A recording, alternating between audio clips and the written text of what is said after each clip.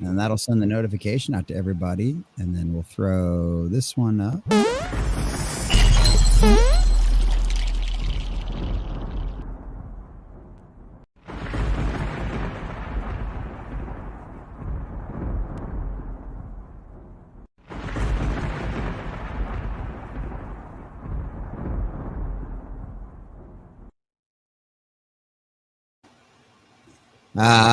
During this one you can, Jack. During this one. Oh, okay. So when the videos are playing, we can't unmute. Hey, now if you want. Ah, okay, nice. BRB screen. BRB screen. Rumble takes like 3 minutes to send their notification out.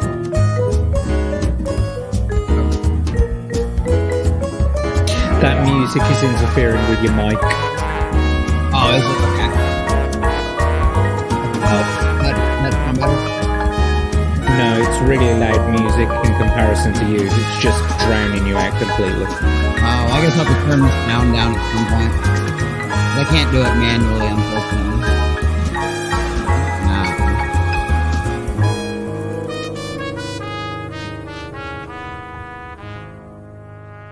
Nah, we can't manually turn the sound down.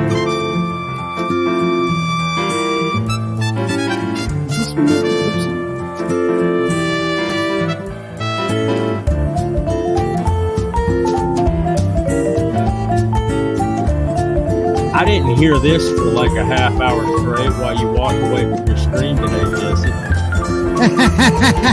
No, it wasn't a half hour, it was like 40 minutes. It was a long Nah, dude, I was like, dude, no, the wife only is home for like 5 minutes on lunch. I know it wasn't that long. No, 5 minutes.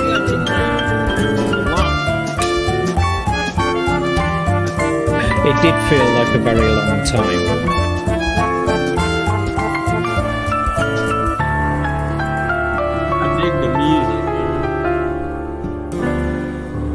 I like it a little bit softer. I like freeform jazz, and I like it a little bit softer. Yeah, I just found whatever was free inside the YouTube thing. Wondershare inside my editor. Oh, right, okay. You know what? Wondershare. You know what would be awesome? If I could feel the other half of my left hand. Why would you want to do that? Yeah, I mean, if you do something with that hand, it makes you feel like someone else is doing it. Well, it only feels like I'm looking at it. It only feels like I've smashed my funny bone here. Funny. Is it funny? No. Like it's constantly smashed. Well, I'm not laughing anyway. You can laugh if you want. All right, to. we gotta throw something in here with one of the clips. How did I miss one of the clip ones? This is ridiculous. I thought I had clips in that one.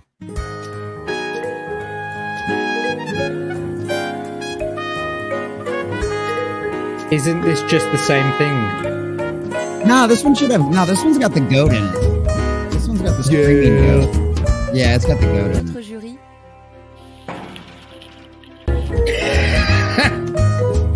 That poor cat.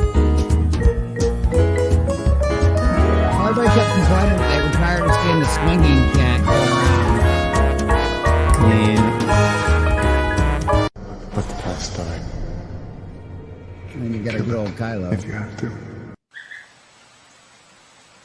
Yeah.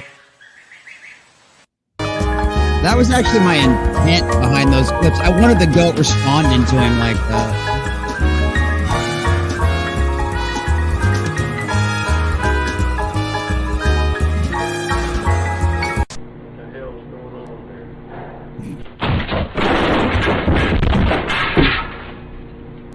Hey, Ryan. Hey, Billy.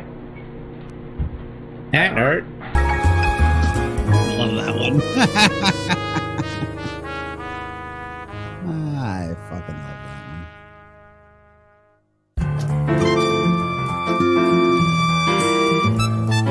one. There I do. What the is this? Watch your profanity. What's your I'm sorry. profanity? Alright, I think that's the last one.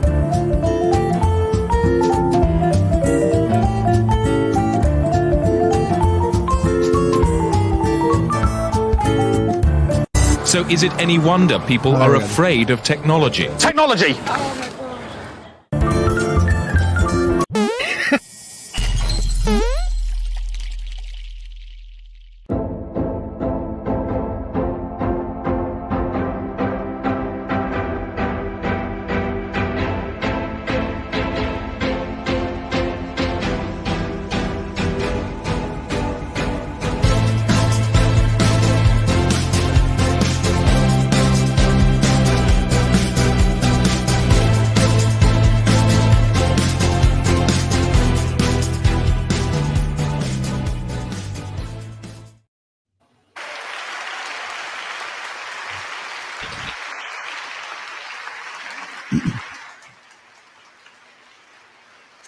It eventually ends, I promise. How are we doing tonight, guys? It's Jesse the Common Nerd, bringing you pop culture and all things related to a common sense lens. And welcome to Winding Down Wednesdays, boys and girl, our evening show where we get together every week and chit-chat about all the craziness going on out there in the pop culture and nerd and sometimes gaming sphere as well. And one of our other favorite parts, honestly, probably the reason why we really started the show, was to highlight people out there doing their own thing, whether it be independent movie creators, like much like we did like the Nefarious creators and all of those guys behind that movie, or what we do with our independent comic sphere as well, like one of our very good friends, Jason Sandberg, highlighting independent comics, or in tonight's case, ladies and gentlemen, a Flip City magazine, an independent pop culture and comedy magazine out there that very much is reminiscent of the good old days of the Mad Magazine's days.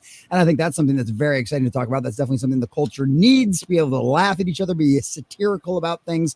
And God bless all of our memers out there for holding the line on doing all of those kind of things. But to have an actual physical magazine back in publication doing something like that is absolutely incredible. So we're going to get to our wonderful guest, Christy, tonight, and she can give us all of the juicy details about that. And then, of course, we'll fawn all over the wonderful things that we've found so far and some of the issues that she has allowed us to get access to already this evening, and we'll show some cool things off about all of that. Before we get started with all of that and get into the main body of the show, because there are other things going on out there, if you did not were well aware, Memorial Day weekend was the worst box office that Hollywood has seen for Memorial Day weekend since the 90s, and leading that charge was, of course, a wonderful female-led action movie, because we haven't seen 5 million of those lately. And then as well, there's some new interesting rumors going on behind the scenes of the Blade movie, where our dear sweet actor Ali might be deciding to put his hammer down and actually smacking that big old stick he's got all over Bob Iger and Kevin Feige's face. So that could be very interesting. And maybe that's a tide, and maybe that's a changing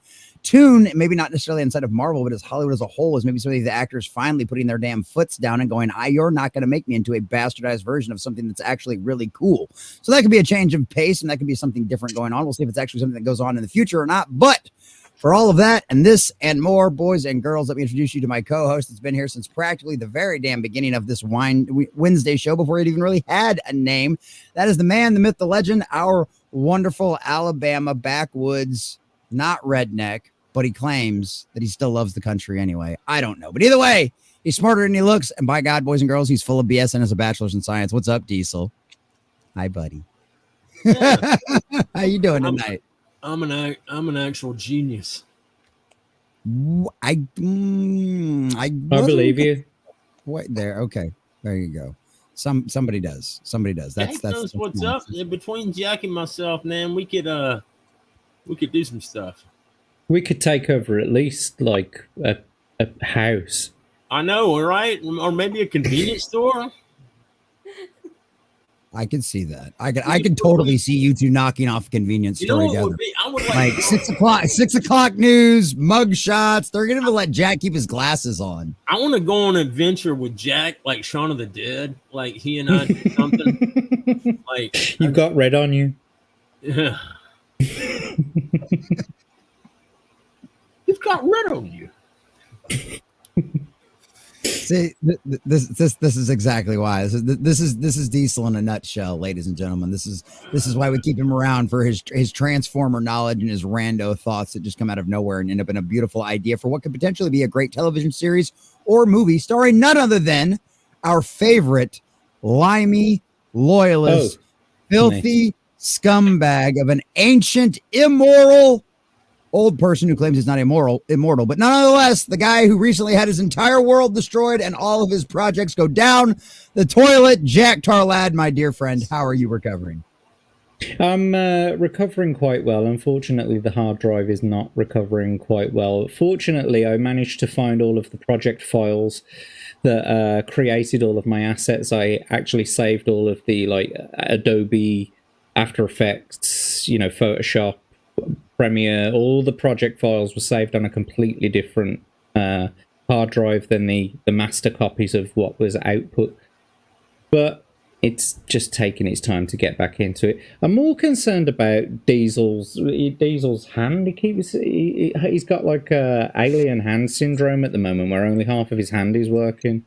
What I have is a compressed or ulnar nerve. Hinged ulnar nerve. See, your ulnar goes down your inside, your tibia, or is it your fibula? No, it's your tibia.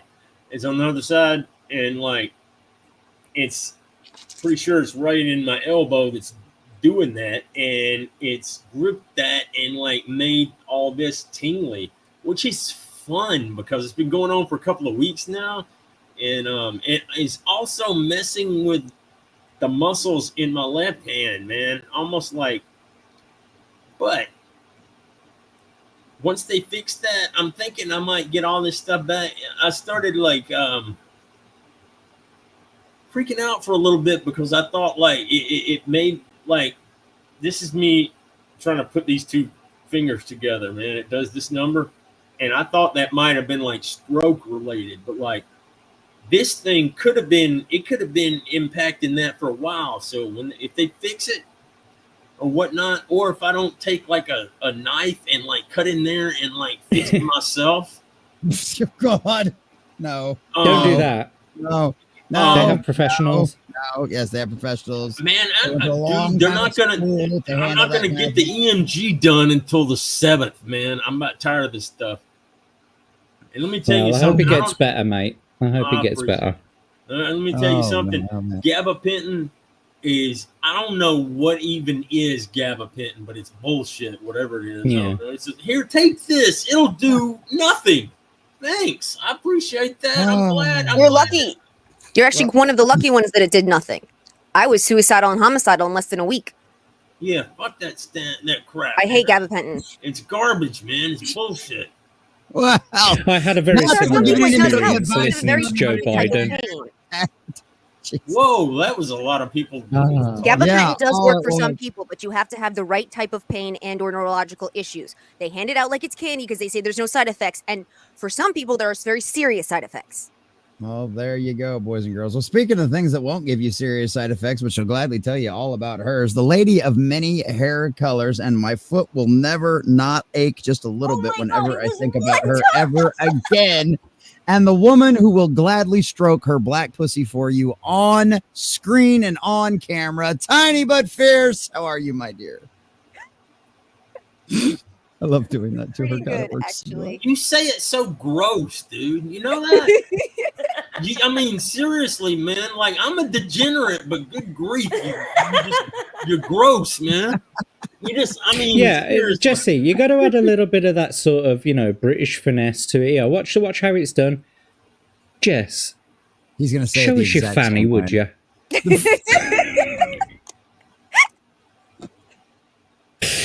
I'm joking. Of course. Jesus. How are you, Tiny, my dear? How are you, baby?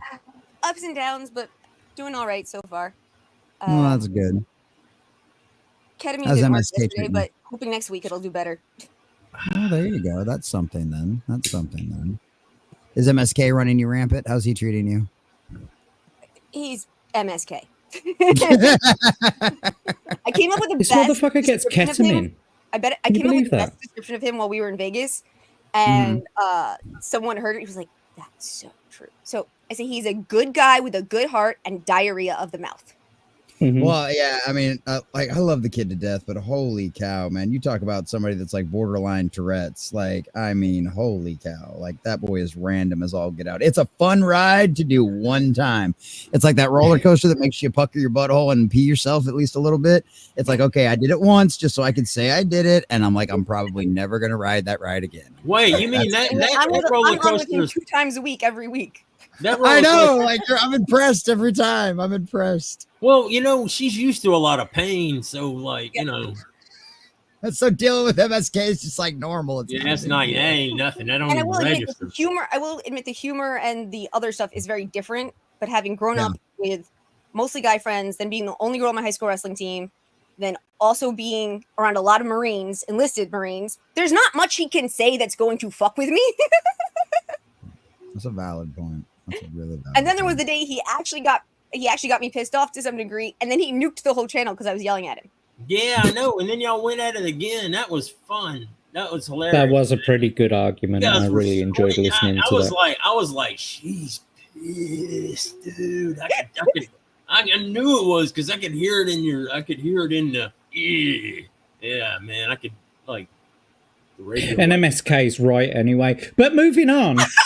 Jesus. Ladies and gentlemen, joining us into the absolute shit show that is Winding Down Wednesdays this evening, hoping to come here and chill her beautiful and wonderful magazine. One of the founders and co-creators of Flip City Magazine, our dear sweet Christy. How are you doing this evening, dear? I'm good, although I'm feeling like a little intimidated. Holy crap, you guys are crazy. Black pussies, talking about people's personal issues. Holy, yeah, Wait till I'm here. Jack- wait- I feel like I just want to sit back and watch the show now. I am Well, crazy. Well, and wait till you hear about the giant stone ornament Jack has in his backyard. Like when that comes up, and that will generally come up during topic at one point or He another. usually That- comes up at some point or another. He's wrote his own backstory and lore. I didn't of a write it. giant It's just stone my in the backyard. law. Okay, In the well, you backyard. didn't write it in words, Yeah. It just Hello, happy happens. to be It's here. stuff. Yes, there you go. Right. That's what I It's should have hurting. said. Yeah, there you go. Been like, It's hurting. hello, happy to be here. I don't worry about it. Look, like I am a scientist in Alabama. You know You who know how remind me of? useful a scientist in Alabama is? Okay, listen, Diesel. I think I understand what you're saying because we watch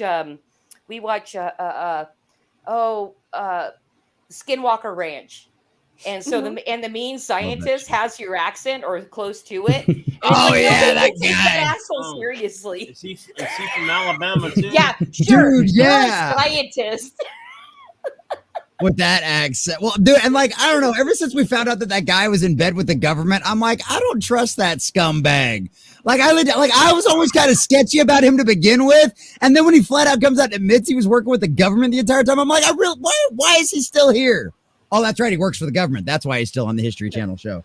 That's Man, I haven't watched any of those shows. My dad watched it. My dad watched that Oak Island stuff. Like, Oh, Where Gary we're going to found get the into nail? that. oh, yeah, man. Gary found the nail.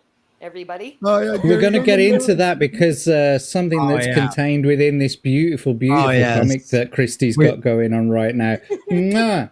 Mwah. Yeah. I love The Curse of Oak Island. I have to Dude, say, that is- The Curse of Oak Island, but to see this parody, mwah, it's Okay, gorgeous. I can't wait to get Yeah. into it.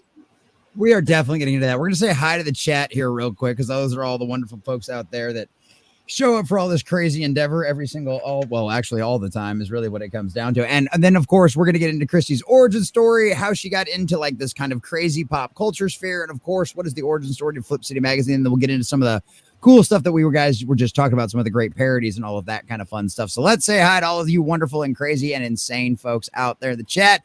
Speaking of insane, Vince Womack, what's going on? Buddy says hi to all you nerds and nerdettes. That wrench looks good on you, Vince. Glad to see you in here, buddy. Glad to see you in here. Oh, be a stranger. Jack Tarlad's hanging out. And there you go. Anybody wants that? There you go. Hey, if one of my mods can grab Flip City Magazine, do you guys do anything on your YouTube channel, Christy? we do, in fact, I have a weekly stream where I highlight independent creators. Hey, there you go. Yeah, and it's really fun because we end the show every stream with a new Flip City read. It's called Flip City Branded. So basically, any person that comes unbeknownst to them, not knowing what Flip City is, they're going to be branded with the Flip City brand. And we read a little bit of content that they might be uncomfortable reading, but I don't give a fuck because you should do Nah. research before going on the stream. Hell yeah, there you go. I like to hear that. So yeah, if one of my mods can grab her link to her YouTube channel and drop that so I can nab it, I would really appreciate that. Thank you very much for that, guys. And as always, just to get all the fun stuff out of to get all the business aspect of the ways, direct donos as always are the best way to support the channel. We do have a Streamlabs bot that will be dropping links out the chat, as well as all that stuff is linked in the description down below, as well as the links to the Flip City Magazine website, as well as Christy's Twitter account as well. So that should be a good time. Make sure you guys go check all of that stuff out. But obviously, gifted subs, all of that kind of fun stuff. We are officially monetized over here on YouTube again, second time around, and a whole lot faster this time. So definitely go check all that stuff out. I actually do have to make a new credits because we already have a bunch of new gifted memberships that happened on the day stream. So let's see if you guys can make me work even harder and add even more stuff to that. So appreciate you guys on all of that. Animation Critic over there on Twitter, over on X. Good to see you, my friend. Glad to see you made it in, hanging out as well. There's Diesel and everybody else. And there he is, Animation Critic jumping in over on the YouTube side. Appreciate that, my friend. There we go. Real Wade Nation Gaming Clips. What's going on, Wade? Good to see you. Wade's cool, man. I went on his stream a couple of weeks back, man. Yeah, I think I got on Wade's like a month ago or something like that. I got to get back on there and hang out with Wade again. Wade's good people. I like. Yeah, he is good people. Very good people. Speaking of good people, JR24 says bonjour. Good to see you, JR24. Godseed. Glad you made it in, buddy. Good to see you, man. Glad you made it in as well. Let's see. And there we got Shadow Warden, one of our fine channel subscribers over on the Rumble side. Good to see you. Good to see you. Good to see you. And there's Danielle as well. There we go. There you go. I figured you'd like it seeing a strong independent whammon actually doing her own thing and creating something cool. So yeah. My mom's the local liberal. It's pretty entertaining. Madhouse Retro Gaming. Good to see you, Mad. Glad you made it in, buddy. What? You said your mom's a liberal? Yes. Oh no! Please hold it against her. Please hold it against her. I do all of the time. So it's. Oh, I already automatically, of course. Yes. Scientist Alabama is code for a meth manufacturer.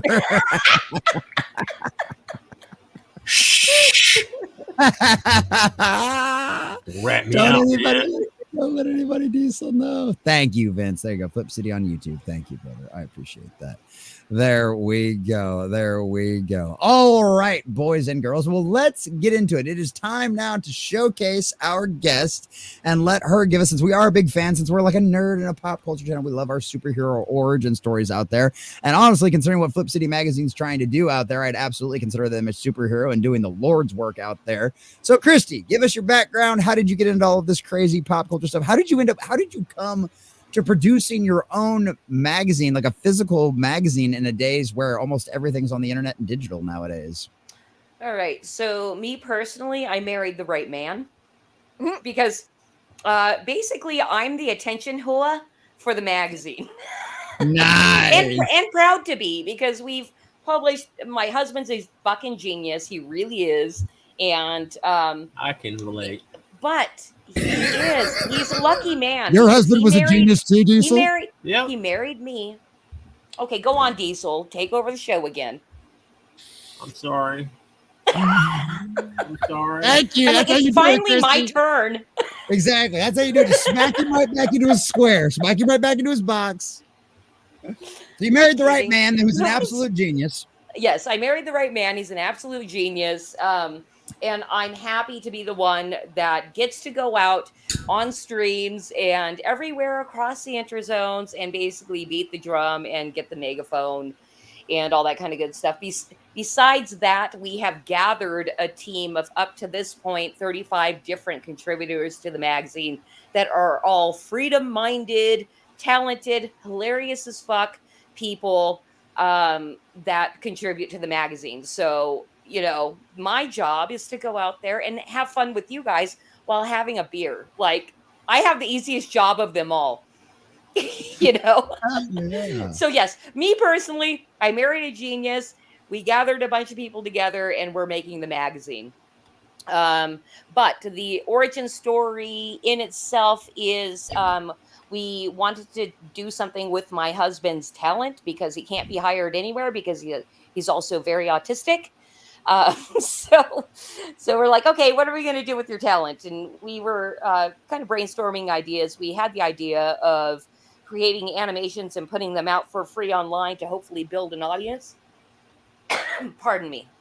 And decided that was very expensive, time consuming, and you can't necessarily build an audience that way because of the YouTube overlords, right? So we backed it up a little bit. He came to me in late 2020 saying, hey, I have an idea. How about we take a bunch of our IPs that we've been developing over the past, 4 or 5 years and publish them in a magazine with the end goal of kind of becoming a conglomerate type thing that's doing animation, movies, shorts, all that kind of stuff. But we're kind of publishing it all first in the magazine, kind of like storyboards in comic form, stuff like that. So that's what Flip City was born of, is we want to do bigger things. Not that publishing a print magazine isn't big, but yeah, so that's what we've been doing. And if you go over to our YouTube, which I know one of your mods posted earlier, you will see that we are kind of well on our way to accomplishing the goals of making animations out of our original intellectual property by first publishing in the magazine, cutting them all up, doing live reads, doing all kinds of crazy shit. And some of them have made it all the way through like motion design stage, that is posted on our YouTube. So for example, one of our very first parodies was called The Woking Dead. And that was the very first. Wait, like Normal World? Yeah, no, it is, but it's The Woking Dead. No, I meant the Garrett's show Normal World. They had a sketch called The Woking Dead. Yeah, they did it. Yeah. Oh, I didn't know that. yeah. Okay, I just watched. They put out a sketch show like it was last night, and yeah, it was basically if you took a certain injection of something and basically turned you into like a woke zombie. All right. Well, I'm sorry, I interrupted again. Oh no. I'm sorry, Diesel. I happen to be a bitch, okay? You'll fit in nicely around here. Not that I've noticed. Thank you, Tiny. I almost called you Smalls. Don't worry, because Tiny is one of my favorite people on the planet, so it's all good. And I can be She seems a little bit feisty. She is. Yeah, she's feisty. I don't want to get on her bad side. The Woking Dead. So yeah, there's our Woking Dead. So yeah, that was our first parody that we published in print. And then we went ahead and did a motion design style animation. I don't know if you want to play the whole thing. The sound's not great because it's an earlier. Right, one of your early ones. Yeah, one of our earlier ones. You know what? So yeah, this magazine's. Oh, I'm sorry. No, go ahead, Diesel. I was gonna say this magazine. I love this magazine. Reminds me of Mad Magazine, and I loved Mad Magazine. I bought it so many times when I was a kid. Like there was one, and I've told Jesse, and then Jesse doesn't know about it because he's like young dude. But there was a Return of the Jedi one, and at the end, Han and Leia were getting married, and Yoda was holding a sign that said "May divorce be with you," and I thought it was funny as hell. And like whenever somebody talks about their, I know, right? He was holding a sign, and it was like "May divorce be with you." Hey, whenever somebody says that they want to get mad, or get married, I want to bring that up, but it's like kind of like inappropriate, but I'm gonna do it sometime. Just. I think the perfect opportunity is when you are the best man, because the best men are allowed to be kind of rude and everything. So yeah, bring your Yoda ears, hold up the sign when you're doing your speech at the end, right? That should get a big laugh. Oh, Yeah, it's too late, way too late for that. I was the. I should have done that back in 1999 then, because like I was a best man then, but like, yeah. You know, well, that's really interesting because it sounds to me like the whole Yoda thing, holding a sign that says "May divorce be with you," is kind of something with how we work with our lead parody artists, where that might not be written into the actual script if we were doing the same type of thing, but our parody artist is so fucking funny, he would add that in as like an Easter egg and like adding his own Well, little flair to it.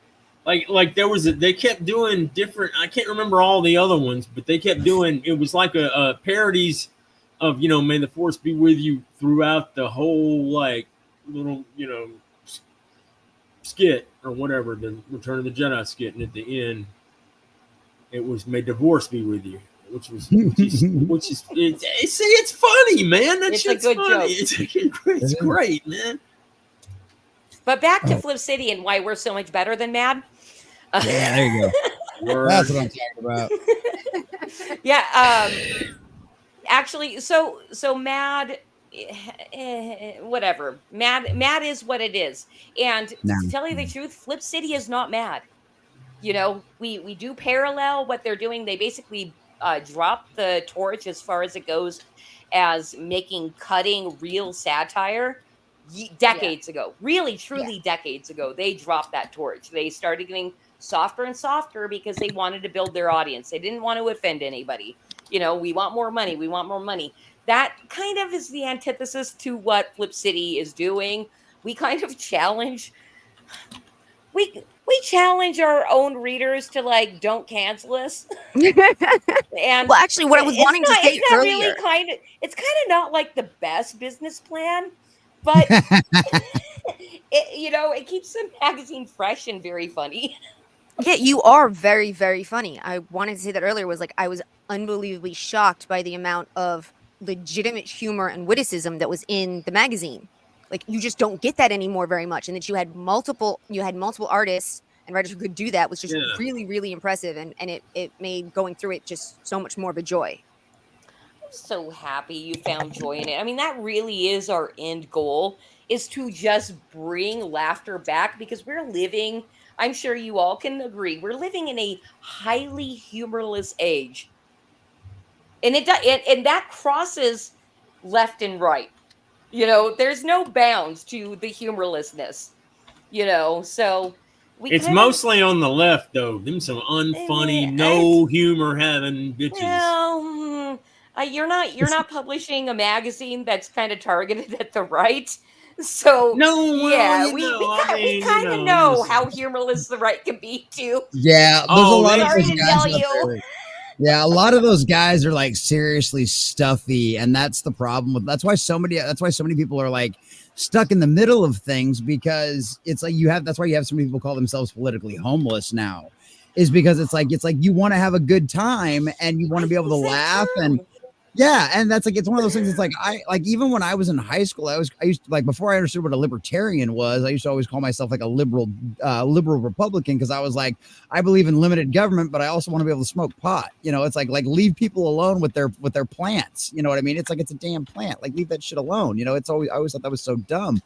But it's like, it's one of those things where it's like, you find you've got stuffy shirts on both sides that are some of the biggest talking heads. And it's like, can't we just find somebody that's like normal? Like, you remember when we used to be normal? You remember the 90s and like the early 2000s? Like, you remember when normal was a thing? And you used to be able to poke fun at everybody. And now you used to have comedy that poked fun at everybody. I remember Saturday Night Live and Mad TV and all of them poking fun at absolutely everybody. And now it's also everything's been so divided. It's ridiculous. Well, and that's the thing. That's back when things were sane, and really, I'm assuming pretty much this whole panel is right in mine and my husband's age range, which is in the Gen X community. Like right. I remember the 90s just being, because I grew up in a very diverse area in Riverside, California. And I remember there really not being fucking any real racism. Like, really, Right. it literally was like, hey, honky, what's up, you N-word? Yeah. No, You because know? because it wasn't, because all of this racist, sex, homo, all this, it's all Marxist bullshit. Meant Well, to divide people. You divide. You can't divide people by class anymore. So And divide you by it's like. not organic. And it's not No, organic. it's not organic. It's been and it was ramped up exponentially around 2009. Mhm. From 2000, I've noticed that it's been in the last decade to 15 years. Hey, Christy, do you remember ever watching the Chappelle Show back in like the late 90s, early 2000s? Yeah, I watched. I don't think I watched all of the Chappelle Show, and No, in but fact, you know of it. Yes, I know I what it guess my is. point is, so the N-word was constantly being said on that show. You know, like every episode, the N-word was said like on a constant basis, and no one gave a shit. No. Do you know what I mean? The problem, as you've said, is that people are being too safe. But I think we have still got a good few people like yourselves. I don't know, even. You know, I mentioned that Viz magazine before the show. Yeah. And because it's a British magazine and it's very similar to Mad magazine in that sort of sense.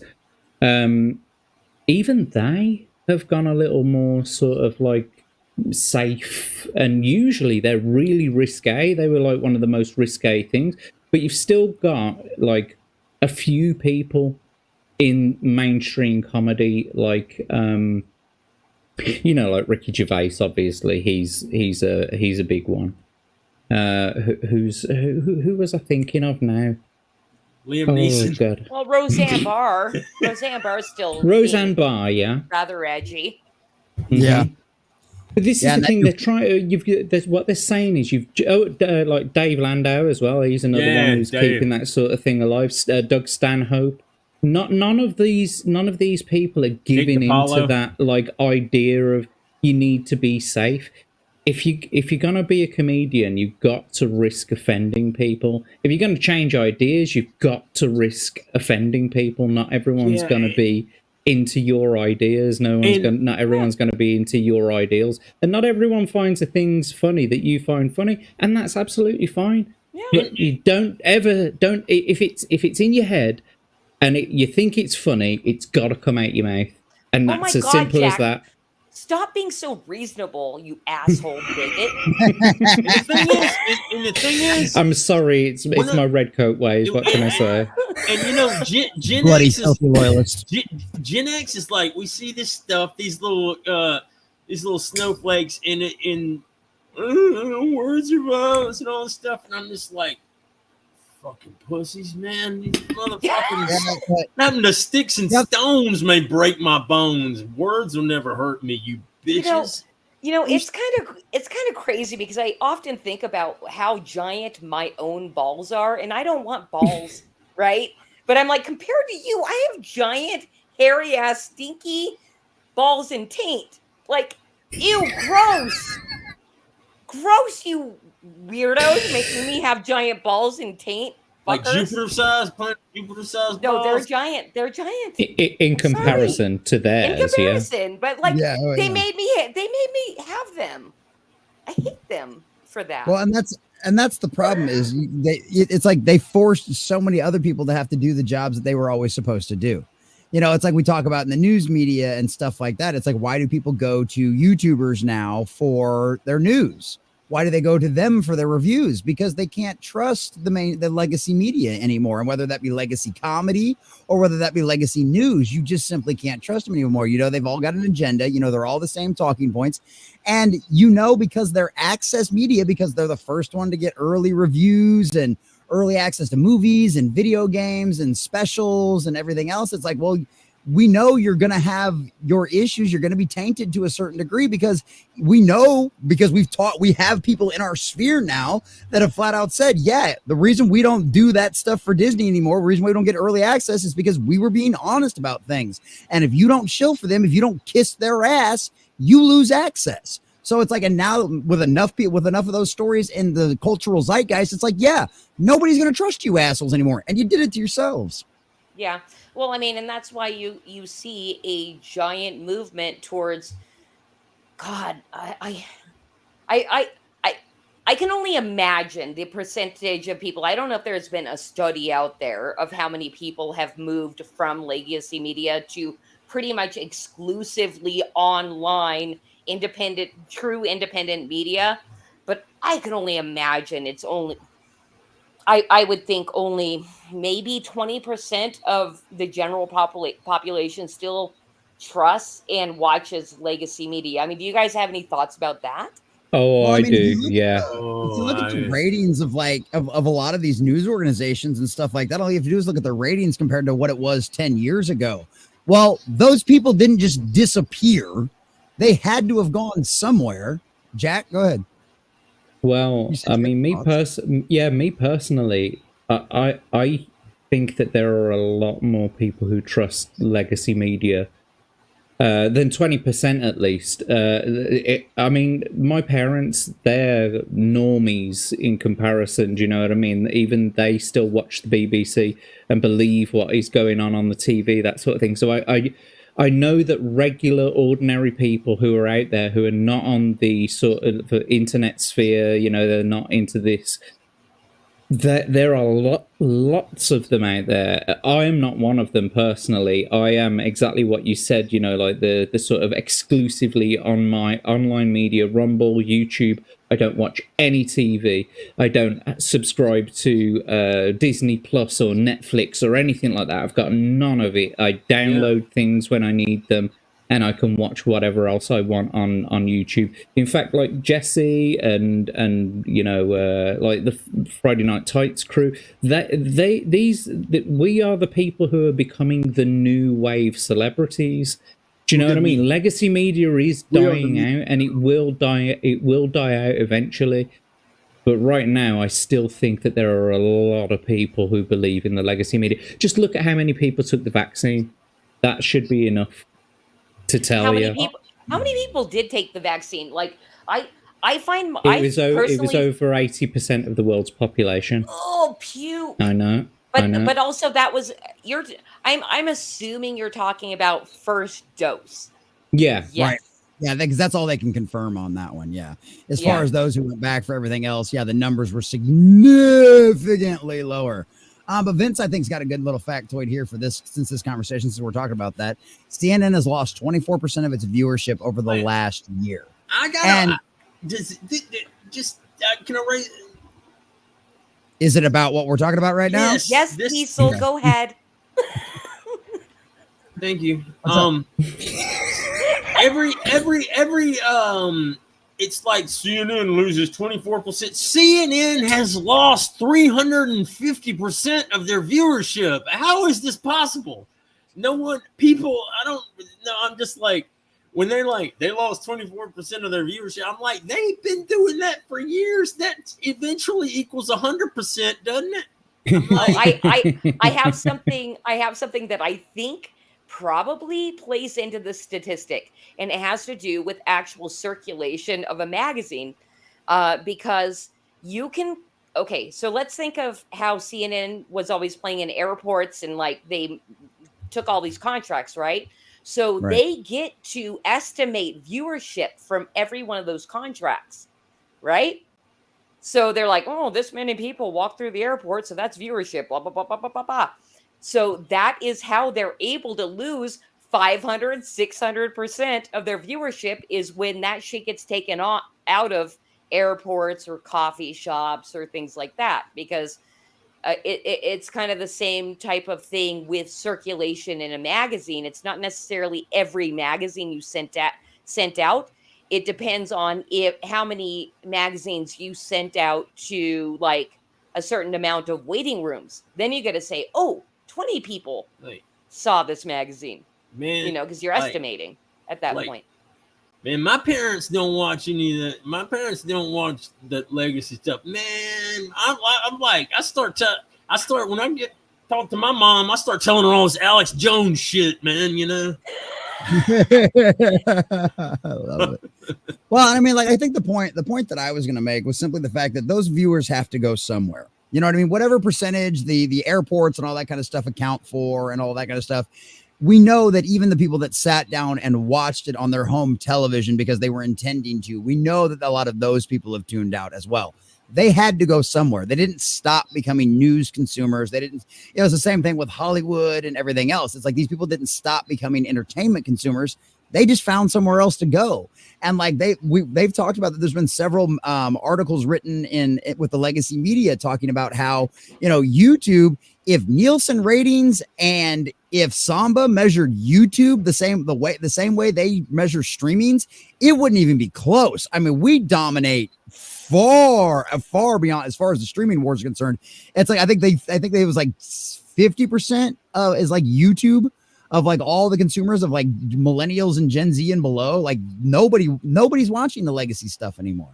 So yeah, I don't know. I mean, in the UK, the TV is still a very big thing. Like commercial and BBC channels are like just ordinary terrestrial channels. I mean, from Channel 1 to Channel 5. None of the extra cable and satellite channels, just the 5 regular terrestrial channels that we've had over the last like 50 to 70 years, right? Loads of people still watch that. There's always programming on. They're always pumping money into new programming. There are big TV shows that are still like really, really big. That, them fucking Geordie Shore and the Made in Essex and The Only Way is Chelsea, Love Island, all that crap. But it is just tripe. That is it. It's all just tripe. All the what's it? X Factor. I'm a Celebrity. Get me out of here. It's all just fucking bullshit to keep you glued to. One of the best TV shows in the UK that people love the most is a television show about people watching television in their living rooms. So it's people in their living rooms watching people in their living rooms watching TV. It's fucking Inception. We actually had a show like that. We had a show like that here in the States during the pandemic. It was called Celebrity Couch or something like that. No. What the I took a fuck? look at Are it you just to see what serious? they were talking about. And in the end, it actually was really funny because they had them watch some nature shows. And one was one I'd actually already seen on Animal Planet. And it was hilarious to watch, like, I'm fucking forgetting his name, but like a really famous football player and a couple other people like watch these baby birds go off a mountain going, oh my God, no. Yeah, watching them react to it. That's the whole point, though. That's why the show is so popular over here. But that's the thing that's too. reasonable. They could have gone outside and watched their own baby birds in their backyard. Except Oh, if you lived in man, California, that's- you weren't allowed to go outside of your house during the pandemic. Oh well, yeah, for idiots, I guess. Yeah. That's like that everybody else did. Anyone Everybody who tried to was arrested in California. If you went outside, I live in California, but luckily rurally. If that show, out in the Jack, country, it's completely and totally different. if that show, Jack, you're talking about where you're watching people watching TV. You remember in Spaceballs when they were watching Spaceballs, the movie, and they got to the point, where are we now? And they kept looking back at, and they were at Yeah. Well, and it's just completely and totally threw me off. But Jack, what was the last thing you were saying? I have not really been able to focus on much since the Christy watch, was talking watch about TV. her big balls and taint. There you go. No, the watch TV thing. That's one of, like you were talking about the whole everybody watching all of the quote unquote reality television nonsense. And I brought this up before, but there was an article back in like the early 2010s or something like that, talking about how comparing all the reality television to the games, all the Colosseum games back at the end of the Roman Empire, because it's like you said, it's Bread and just circuses. designed to keep you, bread and circuses. It's designed to keep you occupied. So that way you don't pay attention to everything else that's going on. You don't have to pay attention to how tragic your life is because you're laughing at somebody else doing dumb things. It's completely and totally scripted for you, but they claim it's reality television, and so it's like, just because they're not actors acting, you know what I mean? So it's like, but that's really what it is. It's the opiate for the masses. It's to keep people distracted. I call it cattle television. It's like, it's cattle pacification. Yeah. So all they're doing is pacifying people, and then advertisements come on. Why don't you order online, Uber Eats? Why don't you order from this online catalog? Why don't you rent this car? Why don't you do this, do that? It's like, you will own nothing and you will be happy. Eat the boogs. Yep. And now the 9 o'clock news, and now the 10 o'clock news, and now the 11 o'clock update, and now the 12 o'clock update of the news. Do you know what I mean? Every fucking hour is being pumped into your face. Yeah. And the advertising, and then you've got that like cattle fucking pacification television. It's just enough with legacy media. Enough. Yeah. Well, and that's one of the things. That's one of the things why I was excited to have Christy on tonight and talk about this Flip City magazine, because this is one of the things that's so big is for us to promote the alternatives. We've talked about this before a million times, and I'm going to talk about it again because, like we always talk about, it's one of them situations where people are still going to need stories, people are still going to need laughs, people are still going to need comedy, and if we don't promote the parallel economy and tell people about what's out there that is an alternative to things like traditional legacy satire that is not even satire anymore, or traditional television, or traditional comic books, or any of that kind of legacy stuff, it's like people are still going to want good stories. And I think honestly, outside of, if it promoting independent stuff doesn't do the best for the algorithm because the algorithm doesn't like it, but it's my favorite part, and I think it's the most important part of my job around here. And that's one of the things I want to bring up your website too, to check this out before we get into some of the actual issues and stuff like that. So this is your website. So you guys have got a full subscription service over here. How often do you guys publish? Is this a quarterly thing? Like what can everybody go to your website? What are we getting out of here? Right. So I actually would like anybody, it kind of seems a frustration that it seems like everybody likes to stay on social media, right? And get all of their information on social media.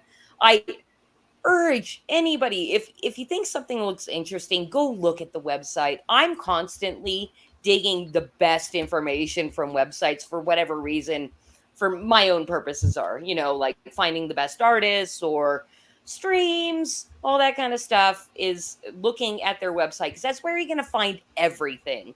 So yeah, I like to direct people to flipcitymag.com because you can find everything. Like you see right under our header, we have buy subscribe now if you want to give us money immediately, which I encourage you to do, or you can read for free. You don't know. You're like, I don't know. This girl seems kind of cool, but I'm skeptical still. And okay. Go read a magazine for free. We're going to update that soon to be more updated. Right now, the magazine that you get for free is volume 15, which was our Christmas edition. You're going to have to download. Don't go there right now. I still have updating to do. But you get volume 15, and it gives you a decent understanding of the comedy that you get within Flip City magazine, even though it's a Christmas edition. Or you can buy subscribe now. Our subscriptions are 4 issues per year, so we publish quarterly. And that's to buy subscribe either in print or digital. Our print is only $44.95, which is insane for an indie. I'm sorry. We're trying to be competitive with the market, with people that are with non-indie things. So we kind of take it in the rear, but we price our subscriptions so low because we know you're gonna love it and be a subscriber for life. So buy subscribe. But besides subscriptions, if you want to get something in print, we have all kinds of packages and past editions that you can buy for relatively cheap as well. Something that is a bonus when you are subscribing right now is you get a digital parodies only digital that's emailed immediately. So $44.95 not only gets you 4 print issues for a year, but you get the digital parodies only immediately. So you can start scrolling through those, and you can see we've done Walking Dead, The Mandalorian, Star Trek, Picard, but it's Star Trek Retard. Snarky Ones of the Galaxy, Strange Earthlings, and a ton more. And backstage, you guys were like giving me major props in our latest parody. If you guys want to stroke me a little. By all means. Yeah, so we were talking about the behinds because Christy gave us access to a few pretty cool issues of some of the recent issues of the magazine, and there was a great parody in there from the Oak Island stuff. Like any of you guys that have watched Oak Island, The Hunt for all that kind of stuff. And I mean, we all know that show is ridiculous. It's going to be going on forever. They're never actually going to find anything. It's one of those things you watch 2 or 3 episodes and you basically know what's going on the entire show. Once again, it's one of those situations where it's just built to keep you occupied.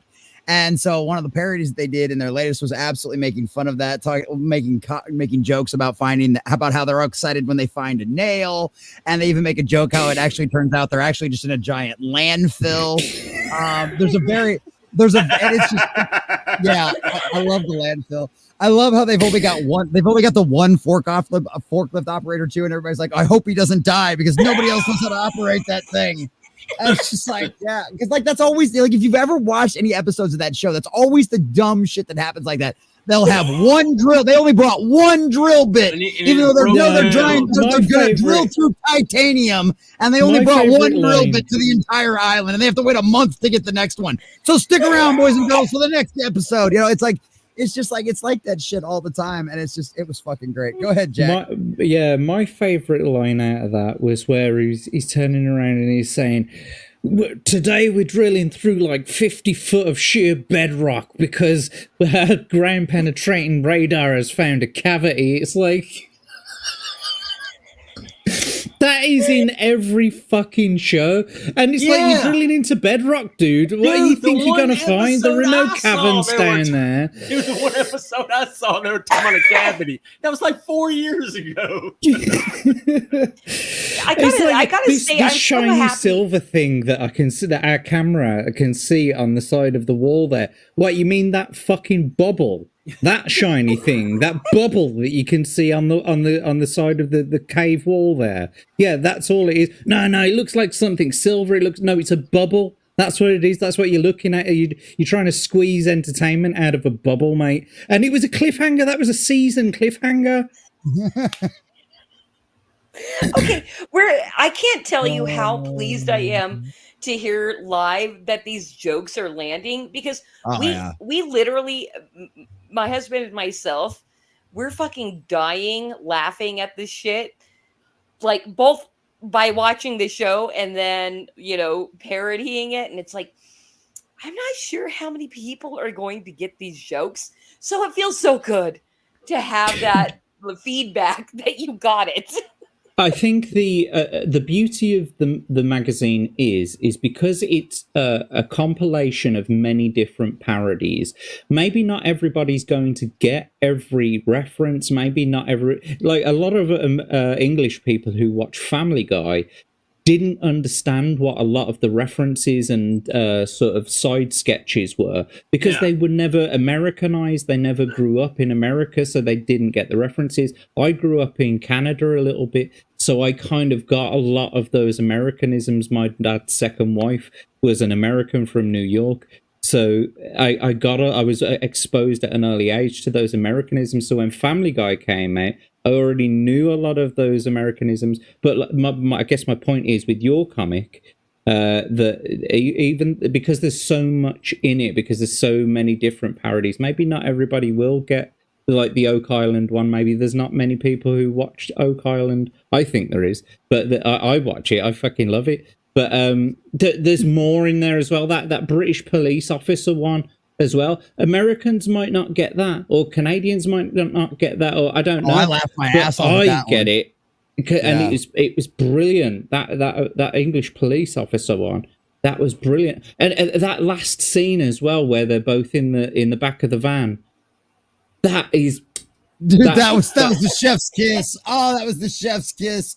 Was it racist, right? Yeah. What did you get locked up for? I was waving a British flag. Nazi. Oh my god, dude! And we can tell you the punchline, and you're not going to get it until you read the whole thing because it's just like, oh my god, it was so.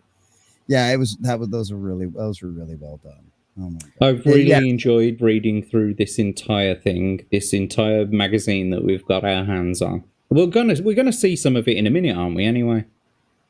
Yeah, I'm That's not sure what the plan is, but hey, well, just that's up to because you what you want to show off. But go ahead. I don't even care if we scroll through the entire magazine when we get there, but just because we're here on our website, the pre-order volume 21 on fundmycomic.com, I was really hoping Fund My Comic would have already approved my campaign by now, but they have not. Oh, However, the link that is there will be live eventually. I'm hoping within the next 24 hours. So if you want to back volume 21 directly to help with the whole crowdfunding thing is a whole nother lore with Flip City that is way too long to go into. But we really just started crowdfunding, even though we're on volume 21, because we were able to make our business model work for the first couple of years. And now we are turning to crowdfunding because those are the people that love sharing that they've backed stuff. And all our current subscribers seem to be living in a hole and won't talk to us online. Yeah. So we decided to start crowdfunding to hopefully build a really supportive online audience that's going to say, like all you fine people here, Flip City's worth checking out. Yes, absolutely. Well, is it okay if we check out the trailer? This Flip City Volume 1920? Yes, this particular campaign is not running anymore. However, I am proud of this trailer. I edited it and it's really fun. And this gives me a chance to go grab another beer. Here, there you go. Please. Perfect. Hell Please yeah. play it. We will play the hell out of this then. Hell yeah. There we go. All right, let's check this shit out. Here we go. You guys hear it?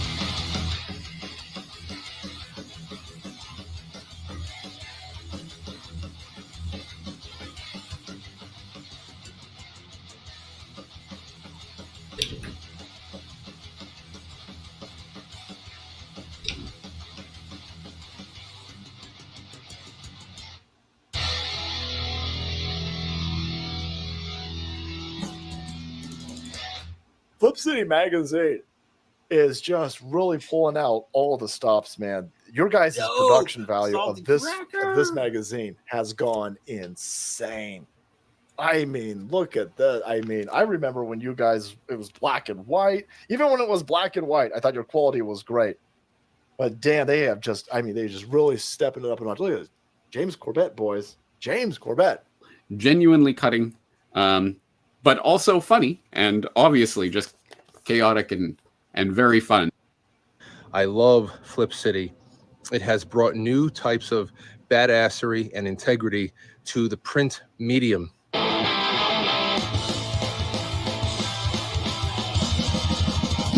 Shit, even better. I love that. Oh.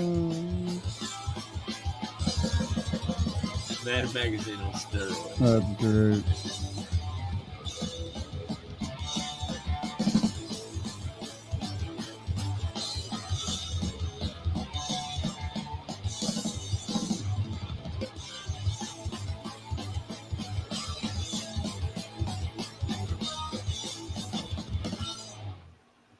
That's awesome.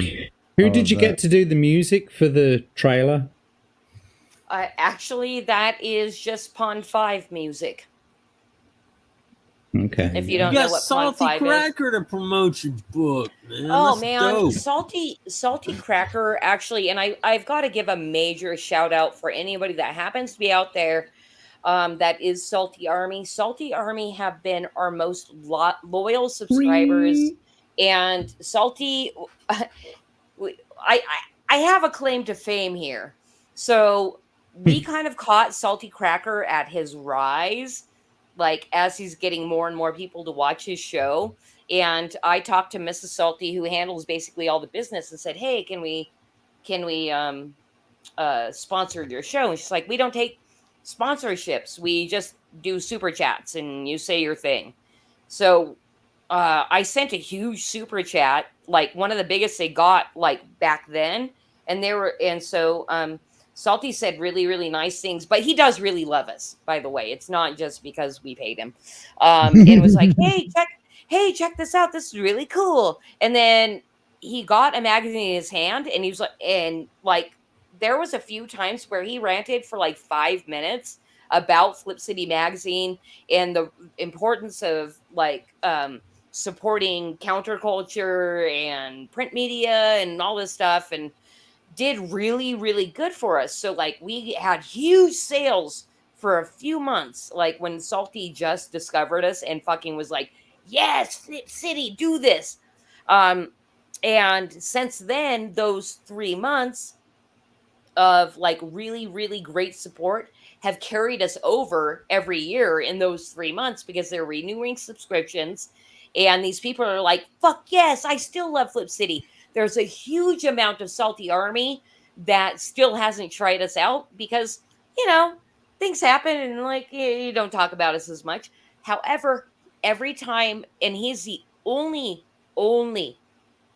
person we've ever found that has a decent sized audience that every time he gets a magazine in his hands, he will put it up to his camera and say, this is worth supporting, basically. And it's invaluable. So it's kind of like we got really, really lucky. Salty wasn't too big for his britches, and I don't think he ever will be. Like he's just one of those genuine people, which is really fucking hard to find when you have internet clout. Believe me. Yeah, there's a lot of them who get to a certain point and forget where they came from. You know what I mean? And that's kind of a problem sometimes, and that's why I always want to do everything I can to keep this Wednesday show around, because this is what I like to do. Like I've had a million, like especially back when especially on our last YouTube channel, we had over 4,000 subscribers and things were going really well and all that kind of stuff before it all got nuked. And so we always had people coming in and, and they, people will be like, I haven't sold a single issue yet. I said, well, I can't promise much over here, but I said, we'll talk to you, and we'll talk about it and we'll show it off. And everybody's, even if people can't necessarily afford, our guys are really good about sharing out on social media and putting stuff in other people's, like our guys are notorious for dropping things in other people's Gilded. You know what I mean? Like, and all of that, and running around to other people's Discords and dropping things around and stuff like that. So it's great to see that kind of thing. And I think it's important because we have to promote each other because nobody else is going to, you know what I mean? And because it's like, you'll do stuff, you'll have, it's like you have, mainstream, CBR, comic book resources used to be one of the mainstream go-tos. You've had Eric July have 4 campaigns over $1 million now. Not once have they ever talked about it. Wait a minute, but you talked about other people's independent comic book campaigns that did $500,000. But you've got a guy who's done that 4 times and they don't cover any of it, So if we don't talk about this to our friends, if we don't tell people about it, if we don't tell our audiences about it, then nobody's ever going to know about this stuff. So I think having this space and having the ability to be able to do this kind of stuff and talk about this, I think comes with a certain responsibility. If we're going to rag on the mainstream, you need to promote all the independent stuff too. Yeah, I think it's a responsibility. With great internet clout chasing comes great responsibility. Exactly, Diesel. Yeah, absolutely. And that's something, I mean, I basically have a very, very small viewership on my own stream. And I'm okay with that because I'm still getting my feet wet. We're coming up on a half a year though, which I'm very proud of, that like I've done 6 months of streaming weekly. But that is my point. It's like, I'm really hoping to build my audience. So for the express purpose of giving everybody I can a hand up, because that's something that is very lacking. Once somebody reaches a certain amount of followers, like and this is probably the Gen X in me, I fucking hate internet clout, but I have to want it because I want to give people hands up, and of course sell magazines. Yeah. Mm-hmm. Well, and I mean, at the end of the day, it's I think that's part of the game. You know what I mean? Like Rumble's been great. Rumble was my fallout shelter. Rumble will always be my home base because of what happened with my first YouTube channel. But at the end of the day, that YouTube's still the place to grow. YouTube's still the place to grind. YouTube's still the place to do things because it's been around for like 2 decades, so it's had that time to perfect its system. And if you know how to play the game, you can do it. And it's willing to put the time, it's willing to put the effort in, and you can do great success. What I love to be able to grow the same way. I've had Rumble for 3 years, basically since I started doing any of the YouTube stuff. I'm still at 750 followers. You know what I mean? And a lot of like 300 of that's within the last, 6 months. And it's like, that's what you've got to do. You've got to fight for that clout. You've got to have that kind of exposure so you can have the big enough platform to be able to shout from the top of the hilltops and have people actually listen. And that's just the game you got to play. Unfortunately, it's the environment we live in. Well, something I got to say is, it seems to me that the people with the shows that have these smaller audiences, they've been the funnest ones to go on. Like the chat is always like the most dedicated and fun people.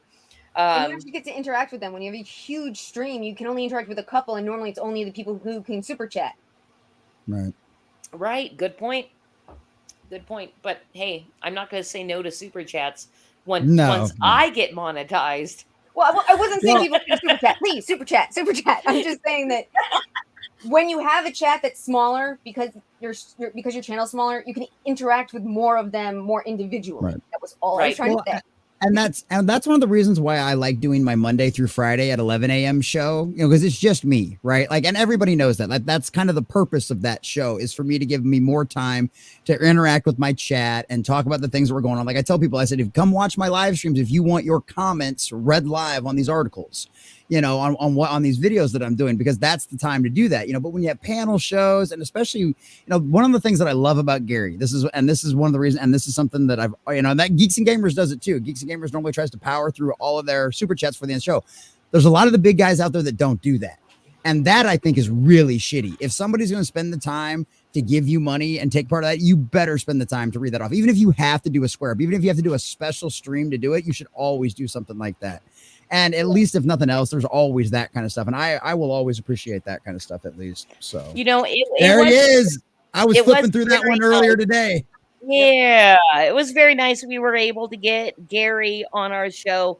And something that was really cool about interviewing him is, of course,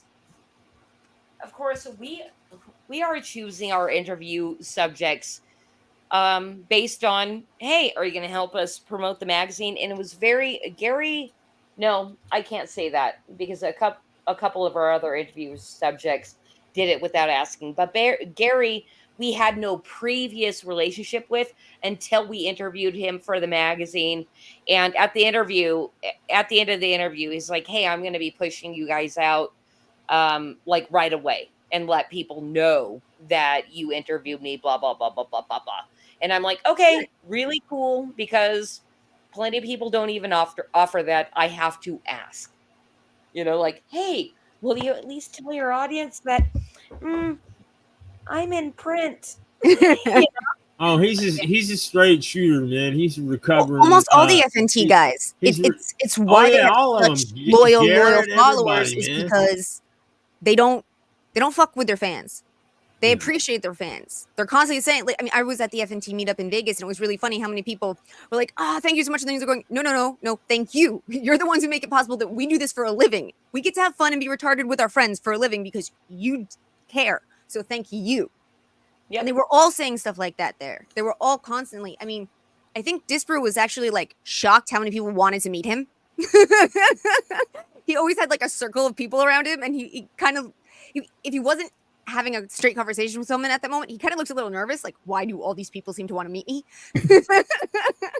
He was the same at the London meetup. Like, he got planted pretty much in one place, and there was a circle of people around him. He didn't have to go to the bar once because people kept just bringing him drinks. He just stayed in one fucking place pretty much all night. Yeah, he was slightly outside past the front door, is to be and that the person. whole night he was there. That's your goal? Sorry, Christy? Yeah, that's my goal, is to sit in a chair and have people bring me drinks all night and just talk to them. Sounds great. That sounds fun. I'll agree with that. The Bernstein Bears shoplift in California. The Bernstein Bears steal items worth under $950 and commit arson for a good cause. Okay, who is that in chat? What's wrong? The Bernstein Bears. No, that's in your magazine, man. Oh, sorry. I don't read my magazine. It's like Johnny Depp kidding, not watching I'm his kidding. movies. I thought it. I actually thought somebody. Are you messing with me? Yes, I thought somebody in chat might actually have read our magazine. Oops, sorry, didn't happen. Oh, I keep forgetting there's people's in the chats. Yeah. Yeah. Where's Jesse gone? I thought we were supposed to be looking through this magazine. I wanted to kind of get into it. Hey, because we're missing lots of that. You know, things have gotten a little awkward here. It's a thing about what's that thing that we always say? Dead air is a crime. So we've got to keep the show going. Well, that's what I'm saying. So come on, do you know Jack? what my favorite fact about dinosaurs is? Is that they weren't discovered until after George Washington died, which means that George Washington never knew about dinosaurs. Isn't that interesting? Interesting factoid. But his teeth were made out of dinosaur bones. Why don't you tell us some stories from like getting the magazine published and did anything funny or interesting or horrible happen when you were first starting out? No, okay. Actually, it's kind of opposite of that. So our first 2 years, we took off really, really quick because we were lucky enough to catch a couple of people on their rise to internet stardom who freaking saw what we were doing and were like, I'm not too busy or too big to pay attention. And so they paid attention and said, holy fuck, this is awesome. And I'm going to tell my small audience. And I'm going to keep telling them as they're growing and growing. So our first 2 years, which in happenstance, like kind of made us make our business model the way it is, like doing print and doing quarterly and doing all this. It's like, oh man, it's super easy. It is super easy to grow. You just get a couple of these guys to talk about you and it's going to happen. And then that business plan didn't work anymore. It was really, really hard to get anybody to pay attention or to say things on stream. And I will say something, because in the middle of this, it was kind of like an interim. I contacted somebody that I know all of you know, and I'm not going to even say their name because like that's kind of rude. That I spoke to on the phone, and he was super cool and was like, I love this. This is great. And I was like, all right, let's set up a business thing. You be an affiliate. And the dude's like, cool, I'm going to do it. And he still posts our link in his video descriptions. And but he's never talked to me ever since. It's very strange, and he's very cloudy. Like, you all know who he is. That's all I gotta say. You all know who he is. Put in the private chat so we can gossip about it. I think I will. Actually, you could stick it in the private chat. But it is very strange because I've been like, hey, bro, like, here's the thing. We thank you for doing this, Bobby Doop Boop Boop. But he'll never say anything out of his mouth on his stream. And I'm like, wow, it's so what a weirdo. Crazy. I know. No, who it is kind of strange because I'm like, it's so crazy because I even recently, and it's been years, it's been at least 2 years since I spoke to this dude on the phone, and he was super nice and cool. And was like, I want to help. Da, da, da. But he'll never say anything out of his mouth on stream, but he puts our link in his descriptions. And I'm like, and I've tried to talk to him ever since, and it's never happened again. And I'm just like so mind blown and confused. I'm like, did I stop being a human to you, or did you stop being a human to me? Like, I'm just confused. I don't know what's going on. But if this person said things out of his mouth on his stream, we'd be rich. I I don't know. Like, how do I solve that problem? It's a conundrum. Well, does he say other people's stuff on stream, or is it someone who just doesn't? Yeah. Oh, Okay. Yeah. Oh, What yeah. a weirdo, man. There's people he says, I'm Fucking sorry, maybe the weirdo. people that are like, everybody knows. Well, now you've got to Isn't put them that in the strange? chat. Now I'm dying to see if I'm right. Look at you guys are freaking. No, because I'm not going to put This it is in what chat Jack's been because you waiting guys going for. to say it out loud. Oh, Yeah, I I would wouldn't never. trust No any one of would these ever do numbskulls. that. I wouldn't trust Okay, these well, numbskulls. I will. Put it in right Hey, now. look, man! Look at that nut licking that shoe. That is the perfect representation of the mentally ill lefty goofballs, man. Look at that shit. Except she should be licking the bottom of the shoe for no reason.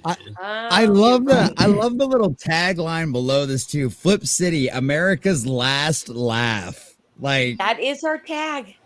It's a good one as well. Yeah. I love that. That is fucking great. That tag actually was decided at the very beginning. Was it? Good. Yeah. I like that. I like that. But yeah, It my really kinda pronouns are is. else. It's freaking great. It is. Star Trek goes trad. Yeah, this I thought was hilarious because I was reading through this one before the show started. Yeah, like the battery man, you're like, switch to solar. Well, that doesn't work. Oh, switch to plan C, activate wind power. Oh, it's just all not working. Like, yeah, I love it. Welcome to will you Grifton do me a City, Zero favor? emissions. Yes, ma'am. Just like back up to the cover again, because I love Absolutely. to brag about our artists. Oh, So yeah. basically, all the artists that we have, which is very, very different and kind of the antithesis to what everybody does if they want to have a lot of attention, is we hire people with no name, but have a ton of talent. Like it's kind of like headhunting, right? So our cover artist, his name is Lee Simpson, and this is actually a piece of art that we didn't even pay for. This is part of his card game called Scamdemic, which is a really fun, great card game. But he donated the art to us, and we fucking Yeah. love Lee. And then if you It's a scroll very down, talented artist. he really is, and this is his style. You'll see it through. He has a ton of art out there for free. So yeah, if you guys want to see more of Lee's art, follow at Shot Hot Design on Twitter, and he posts lots of stuff there. That's awesome. Hell yeah. Yeah, no, I love this. Like this, the art alone, I think is just, I mean, even if there wasn't anything else in it, the art alone, I mean, $11 an issue, like you can't beat that. And how many pages are these? Well, what do we got here? We got 56 pages. You know what I mean? That's bigger than some of the $30 comic books you guys pay for out there. I mean, $11 for a 56-page issue of interviews and absolute hilarious satire comedy. Like, come on, guys, you can't beat that with a stick. Like, I'm serious, you can't even beat that with a stick. 4 issues, yeah. $44.99, did you say? Yeah, it's $11 4 an issues, issue. $49.99 plus the digital copy of the parodies only. I mean, come Yep. on. Like, yeah, you can't And beat then- that with a stick. It's a good deal. And this one is Pester Pooch, the Batman. And he's in every single, the last one, Pester Pooch, the Battery Man. This is just another example of how much talent there is out there that doesn't get attention because they don't have the internet clout. I'm Pester convinced he Pooch. was inspired by Ren and Stimpy. You know what is funny, and I can't because I'm The not. bad signal is breast. No. He's actually inspired by the person that inspired the guy that made Ren and Stimpy, but I can't remember the artist's name. But yeah, he's in every single issue and has been trying to build his online profile to no avail. So follow him on X at Pester Pooch. Hell yeah. Please, you guys, do it. Hell yeah, promote all these guys out there. And speaking of promotion, ladies and gentlemen, Jason Simberg here for $2. Thank you, Jason. says I may have to submit a gag strip to Flip City. Jason is going to try to make it in here later. He's currently out of town and back in the FBI Witness Protection Program. Once again, he's having to testify against some evil mobsters out there. And that's the story, and we're sticking to it. So he's going to try to make it in here. But yeah, Jason's a good artist and a huge comic book nerd. And I don't know if you've seen Jupiter or not over on fundmycomic.com, but Jason's that. So thank you very much, Jason, for the $2. Appreciate that, brother. There you go. I think I just went and followed Jason. Dope. Hell yeah. Yeah. Jason's good dude. When he's not super busy, he is normally here every single night. And he's because he would be able to, he's the resource of information that would be able to tell you like who this art style is inspired by. Like he's that kind of information. Jason's and a wealth of information when it comes to stuff like that. So yeah, I love that. That is hilarious. I love the brass knuckles on the side too. That is freaking great. Hey, I'm actually going to consult with my husband, whose style Pester Pooch follows, because I saw him. There you go. She's going to go yell at him now.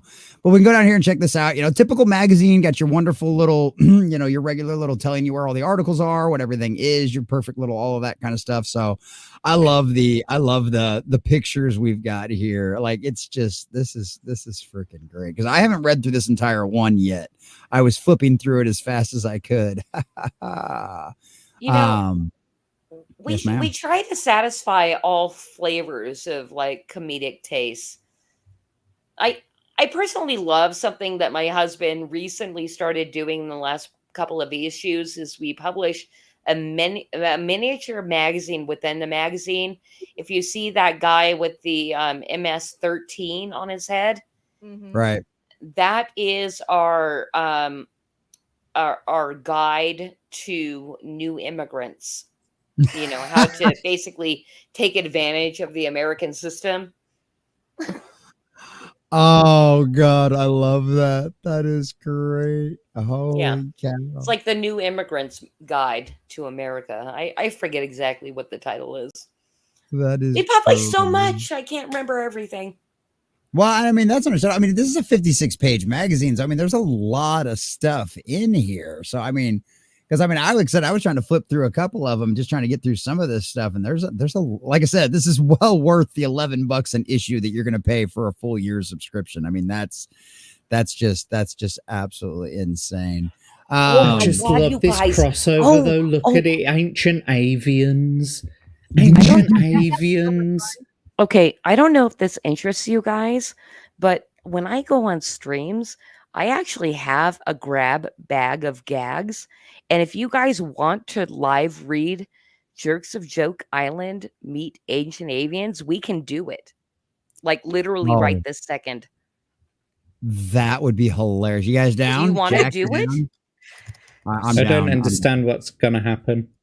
We basically live read the story and each of it playing a character. Yeah? Yes. Oh, yes. No, I Thank don't you, like Smarty doing that. Pants. You guys Why can do do women that. have to run this shit?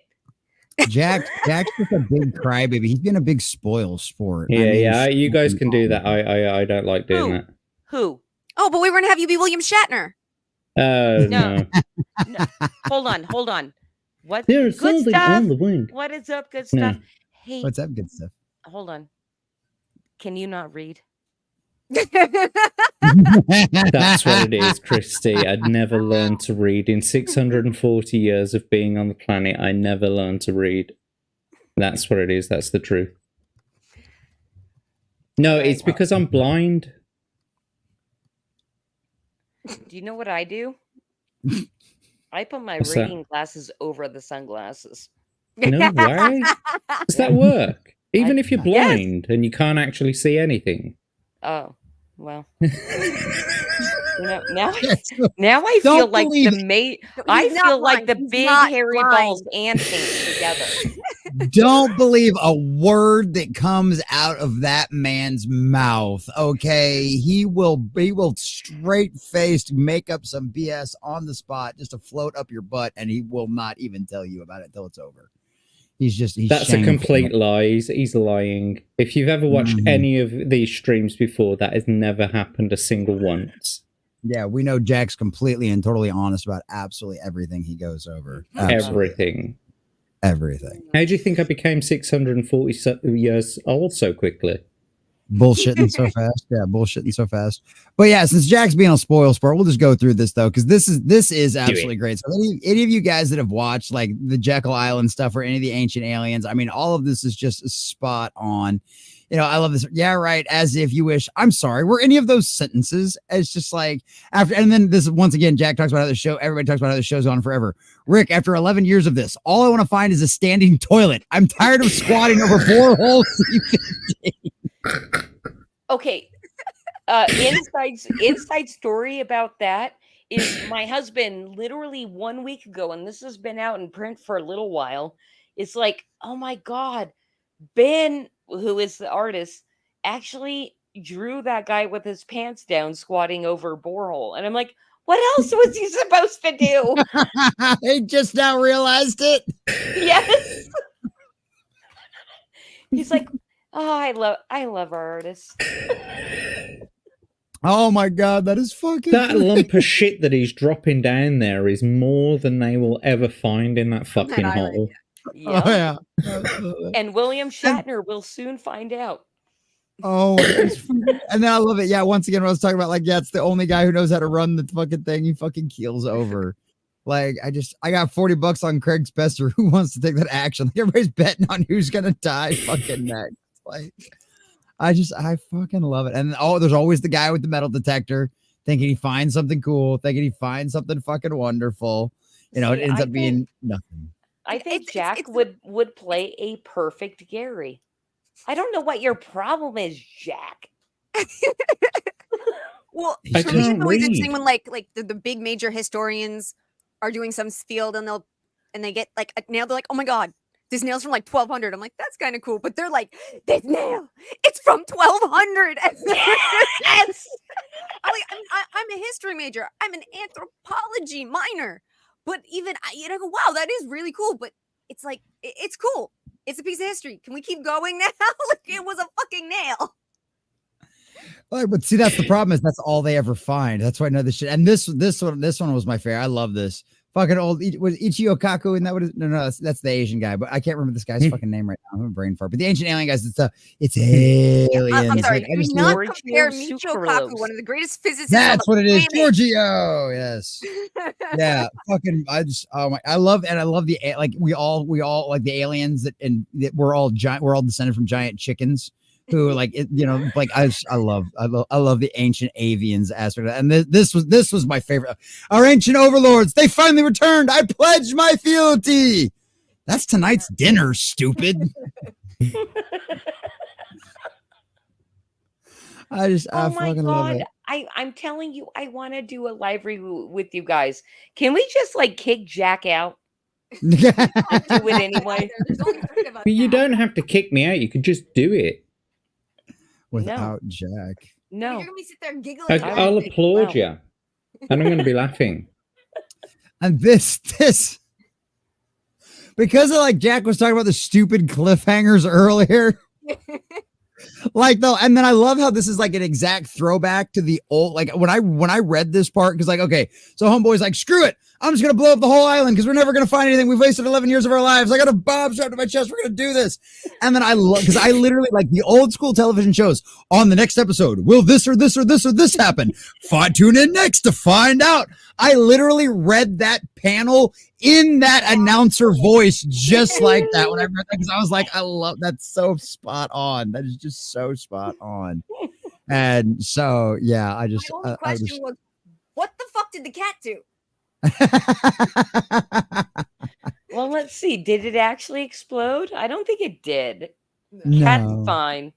The cat, everybody's fine. He was just involved, and yeah, I love it. He's like, oh yeah, okay, fatty, you think your punk ass can take me down? I'm too cagey for you, kid. Like, I just poor William Shatner. We lose him down the hole. And this is just fucking great. Okay, at last I found a giant petrified chicken egg. Hard evidence for my theory about ancient avian astronauts. I'm pretty sure that's just a rock. Shh. I want to see where he goes with this. That's why I get the ratings. Like, that was fucking great. So great parody stuff all the way around. This one is the one Jack was talking about earlier. about, you know, I mean, this is the accurate thing right here, because it's like, yeah, you've got all of these LGBTQ alphabet soup people supporting something that would literally throw them off the top of the largest building that they could find.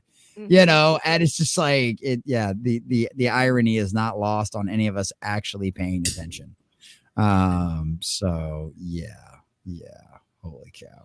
Yeah. That's the clip that we were talking about earlier about the back of the van there.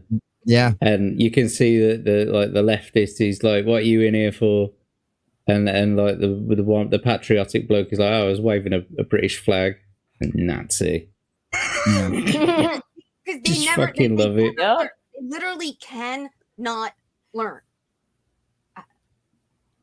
Yeah. Honestly, I think anyone who officially and purposely becomes a member of Antifa should have to take certain psychological evaluations. There you go. I think anybody should have to take certain psychological evaluations nowadays. Like everybody and anybody. Just to be safe. Just as a good just to be safe, yeah. I mean, like, the thing is, we used to lock nutters up. Yeah, we used to lock nutters up. So now we don't do anything with them. Yeah. Right? We've gone from one extreme to the other. I think everyone in Antifa should be arrested because it's a terrorist organization. There you go. That, and one thing I gotta say about that that British strip is it's actually written by a British man. He this is all him. We do not write this or illustrate it. This is all his stuff, and he submits it to us, and it's brilliant. Yeah. Well, I mean, anybody that pays attention to the news knows exactly why the irony and the comedy behind that strip, the satire behind it. Anybody that pays attention to the news. So, but what's the problem? Sorry, Jesse, just to add to that. Sure. Don't you think that it's a sign of the times when there is a website called the Babylon Bee who make up bullshit stories that are believable, but then there's also another one that is not the Bee who report real stories that could be a Babylon Bee story? Yeah. That's the fucking problem, is that parody is life now. Yep. Yep. That's true. That's true. I gotta say, I have to highlight a quote from Babylon Bee about Flip City Magazine, and it is too edgy and vulgar for our audience. Hell and yeah. we're very proud of that quote, even though it hurt our feelings back at the beginning when we asked to advertise with them and they said no. That's funny as all hell, because that just shows you how clearly they didn't know their audience at the time, because yeah, Elon Musk would get a huge kick out of this entire magazine. That's what we need to do. We need to get Elon's address and drop this to him. That's what we need to do. We just need to look. He's down here in Texas all the time at the factory that's like 3 hours south of me. Somebody just send me a bunch of copies of these. We'll just start dropping them at the freaking headquarters down there. Hey, listen, Jesse. So our next magazine, the lead parody, it includes Elon Musk. So I will make sure to send you that. You know, if you want to actually just subscribe. Oh yeah. And buy the magazine, that's fine. But even if you don't, we're gonna send it to you. No. Yeah, it's every penny I have is wrapped up in trying to move right now. So I missed out on Yaira. I missed out on Alpha Core. Like I've missed out on a lot of things. But yeah, once everything's settled and moved in, yeah, there's gonna be this will definitely be on the top of the subscription list. I'll be taking this over to the beach and like laughing my ass off and be showing all the people walking by like, you have to look at this shit is hilarious, you're gonna laugh your ass, because I live in Texas. The majority of the people down here are gonna find this funny as shit. Like they're gonna love it. And that's something as far as a street team and like kind of grassroots things that we've been thinking about doing, is making a very small, really easily printable thing to send out to people that just want to give shit out. Is like an 8 to 10 page little mini comic just to leave places. And I'd love it if anybody in your chat would be interested in like being a street team person. You know, just say, There yay you go. or put a 1. I don't know. What There do you you do go. in those chats?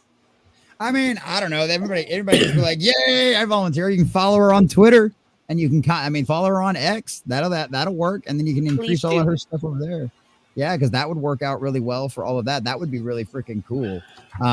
Because that kind of stuff is neat. I love the idea of doing that kind of stuff because that's going to make people go, "What the hell is this?" And if they can pick it up and just read it, and it's like no big deal, it doesn't cost them anything. If they find it funny enough, even if you only get one person, I mean, I don't know how many of those you'd want to print or how many of those are hand out, but even if you only get 10% of every one of them you printed, you know what I mean? I mean, it might be worth it. Just kind of depends on the return on something like that. But yeah, I like that. Yeah, no, 10% return on that would be way worth it. Yeah. See, there you go. We've already got one. I'll be getting copies in the mail shortly. So there you go. That'll work out. So tell us about your merch though, because I love this. Yeah, Like I this like the merch Hey is Deep amazing. State. I love this. Like I Oh my love that God. image. Okay, I'm so happy that you guys love this because we partnered with a all American. It is truly all American and kind of grassroots company called Rise Attire, and they do a print on demand. Everything is in the United States. And our girl over there made this design based on my kitty character, who you can follow on X. It's not me, totally not me, with the wig on, and then illustrated. Uh, and yeah, there is this design and another with her writing on a red pill bomb. Nice. And Oh, like yeah, I what the mean, dreams of. fucking it's amazing, wonderful art that our girl over there at Rise Attire made, and Okay, so prints she's the artist who on. works for the company. No, she does not. She owns her own company, and we've partnered with them. Got it. Nice. Yeah, so riseattire.com Yep. / That's Flip City. That's right. Scroll That's down. yeah. That's right up my alley right there. Joker 2 fully a douche. I love it. Flip City previews of 2024 movies, and guess what? They're all sequels and remakes again. Yup. I love it. This is just, I think this is such a great idea. It's so refreshing to see a brand new magazine. And not that it's like brand new, but a brand new magazine that is similar to some of the older magazines that I used to read, at least as a teen and whatnot. And I've not seen anything like it in a very long while, in at least 20 years. Yep. Well, may I ask you this? As far as you saying brand new, and I know we've been around 4 years, but like it's brand new to you. Yeah. Does it feel gritty to you? Like it's kind of that gritty underground feel? I can see Yes, that. very much so.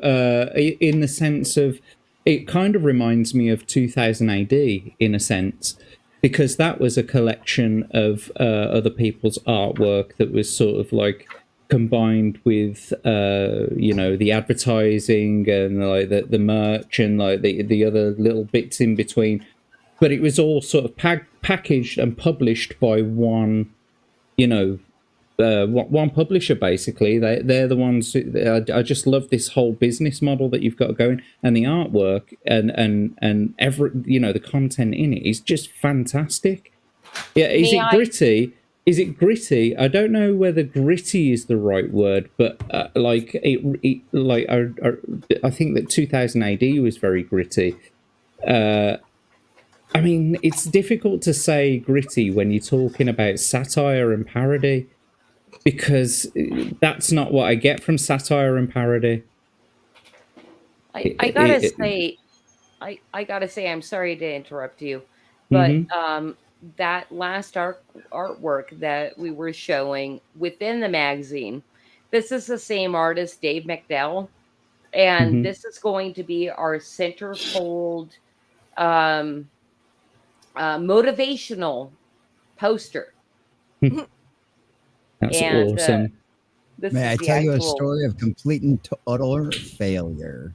Yes, exactly. And Awesome. this is what keeps us going. Is we don't want to have the complete and utter failure. Yeah, And it was also a gift from my husband to me. that's So awesome. Very I nice. so I can keep promoting Flip City. So who's it supposed to be, and who's the picture supposed to be of? Oh, so anybody that is a fan of the bear on do you guys know the bear over on Hulu? Oh no, I've not heard of the show, but I've I've never never watched heard it. of it. Oh You're my talking about- god, you're talking it's an amazing show. That's the one Watch about the it, please. restaurant, right? Yes. Yes. an Yeah, I've seen amazing trailers show. for it. Yeah, so that's Uncle Jimmy, and That's awesome. he tells the story of complete and utter failure a couple of times to different characters within the story. So yeah, Hell yeah, that's awesome. I love and it. I so love it. yeah, anybody that that subscribes now will get that as a pull-out poster. It's Hell awesome. yeah, that's and, great. and get to have a motivational poster that is a very Flip City style, Is and it that's an done by A3? Dave McDowell. Sorry, is it an A3 centerfold? Is it like the whole centerpiece? Yeah, you can take the entire Yes. centerpiece out. Okay. Yes, although I have no communication from our readers whether they pull it out or not. No, it is a no, of poster course. that But will- I just Dave, thought like- like, is it A3 or is it like an A4, like one of the pages size? If you get what I No, mean. no, But it's a double page. It's the Yeah. center spread. awesome. I got 5 kids. I don't know what pulling anything out is. This I thought was great. Shit.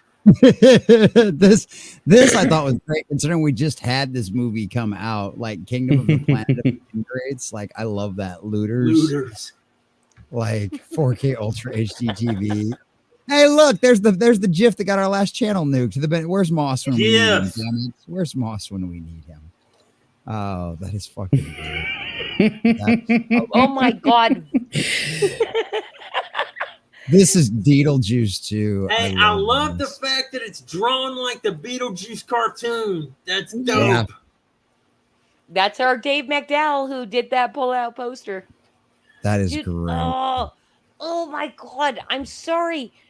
This is something that I have seen very lacking in the indie scene is the absolute love and like I want to like make out with you like artists like fucking Dave. I don't want to make out with Dave McDowell, by the way, because I'm married and all that. But like this shit is like it really is like Flip City. Like our artist is like, you're fucking awesome. Thank you for doing this thing that you did.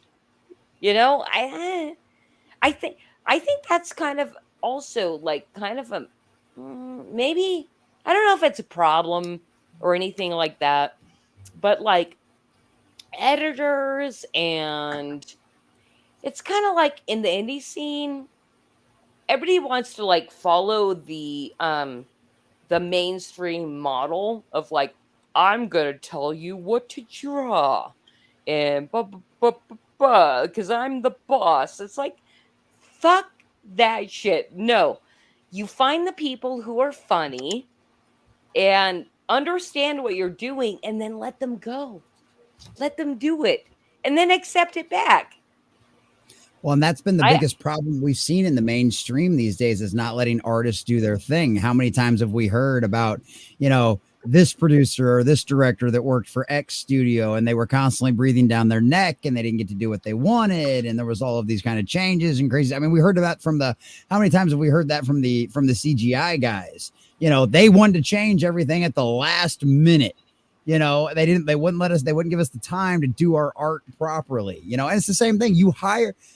That's one of the things they talk about Disney all the time. They don't hire producers and they don't hire directors. They cast them, right? And that's been the biggest problem because they don't allow them to do their thing. It's the same thing with these writers. These writers aren't allowed to write a story. They have this list of check boxes that they have to mark off. They have to check off every single one of them. And so they have to insert that nonsense into all of their storytelling. And you just end up getting a bunch of nonsense. It doesn't work if you don't let an artist. Anybody that's ever done any kind of creative endeavor understands what an artistic flow is, right? And you get into that groove. If you've ever been doing anything where you get into a groove of something and you just keep on going and you don't want to stop because the spirit has just grabbed a hold of you and you just got to ride this thing all the way out until you're done with it. Like, I've done that with editing. I've done that with a lot of I've done that with writing in the past. And that's what happens. That's the process that they're breaking. That's why none of this new shit works, because you're not allowing your artists to flow like they should properly, because you're giving them all of these requirements and all of these restrictions. And guess what? That doesn't make for good art. That makes for the shit we have right now. So. Well, preach, brother. But I knew we'd have fun tonight. Oh, absolutely. Absolutely. But it's just like, that's the way it is. That's the way it is. But I love this too, because this one we had confirmed, because this one just bombed at the box office like nobody's business. And it's because people don't trust this nonsense anymore. You see it and it's, baby got backstory. Like, we know exactly what this is all about, Yes. And it's just like, and that's the other thing is we've had people in our sphere, in our quarter of the internet, inside of the fellowship, say they really enjoyed this movie. But the mainstream audiences are so burnt out, have been burned so many times on, these Mary Sues, that they're not even going to bother giving the movie a chance, whether it's good or not. Nobody want to watch a Mad Max film without Max. Critical Drinker said it was really... give a fuck what Critical Drinker said. Look, Diesel, I know you have issues with this movie. We've been over your issues with this whole situation a million times. All I'm saying is the reason why people aren't going to see this movie is because they've been burned too many times by Mary Sue's. It's just like, I guarantee you would be saying the exact same thing now about Aliens if Aliens was coming out now and did not come out in the 80s, because of how many times we have all been burned in the modern era with these female-led action movies that are forced and they don't work and they don't flow properly. But Aliens is but it would be an Aliens Absolutely. movie without it. Would if it was it'd be an Aliens movie without the aliens. Why? What's replacing the aliens? Please, Diesel. No, I'm just saying this is a Mad Max movie without Max. So who the fuck? It's not. It's a Mad Max. It's part of the Mad Max universe. There are a lot of things that do spin-offs that work really, really well. Part of the thing is you have to A, have good writers, B, have good actors, and C, not have already pissed off the entire watching public so that they're not going to give you a shot. But spin-offs have worked in the past many times. Fury Road was dog shit. I wouldn't watch a prequel of that movie to save my life. But yeah, I love the art. Now, okay, was it? I don't know if he intentionally made this look like Elon Musk, but yeah, okay, it is. It says Elon on the thing. Okay, so yeah, because I looked at this, I was just flipping through this and I saw this one. I was like, that looks like Elon Musk, and I'm like, okay, yeah. Now that I look at that, so I love that, and I love the whole 86 in the actual Frozen aspect of that too, because obviously we have Frozen 3 coming down the line right now as well. But like, it's just, I love this. And I didn't even get a chance to read these ones, but like, I can only imagine, because I've seen a million episodes of Pawn Stars. Once again, I do sometimes succumb to the problem of reality television. This is one of those that I will fully admit I have sat and watched way too many hours of this show on YouTube because they have a bunch of the episodes on there. And it feels good to know there's other weirdos like us.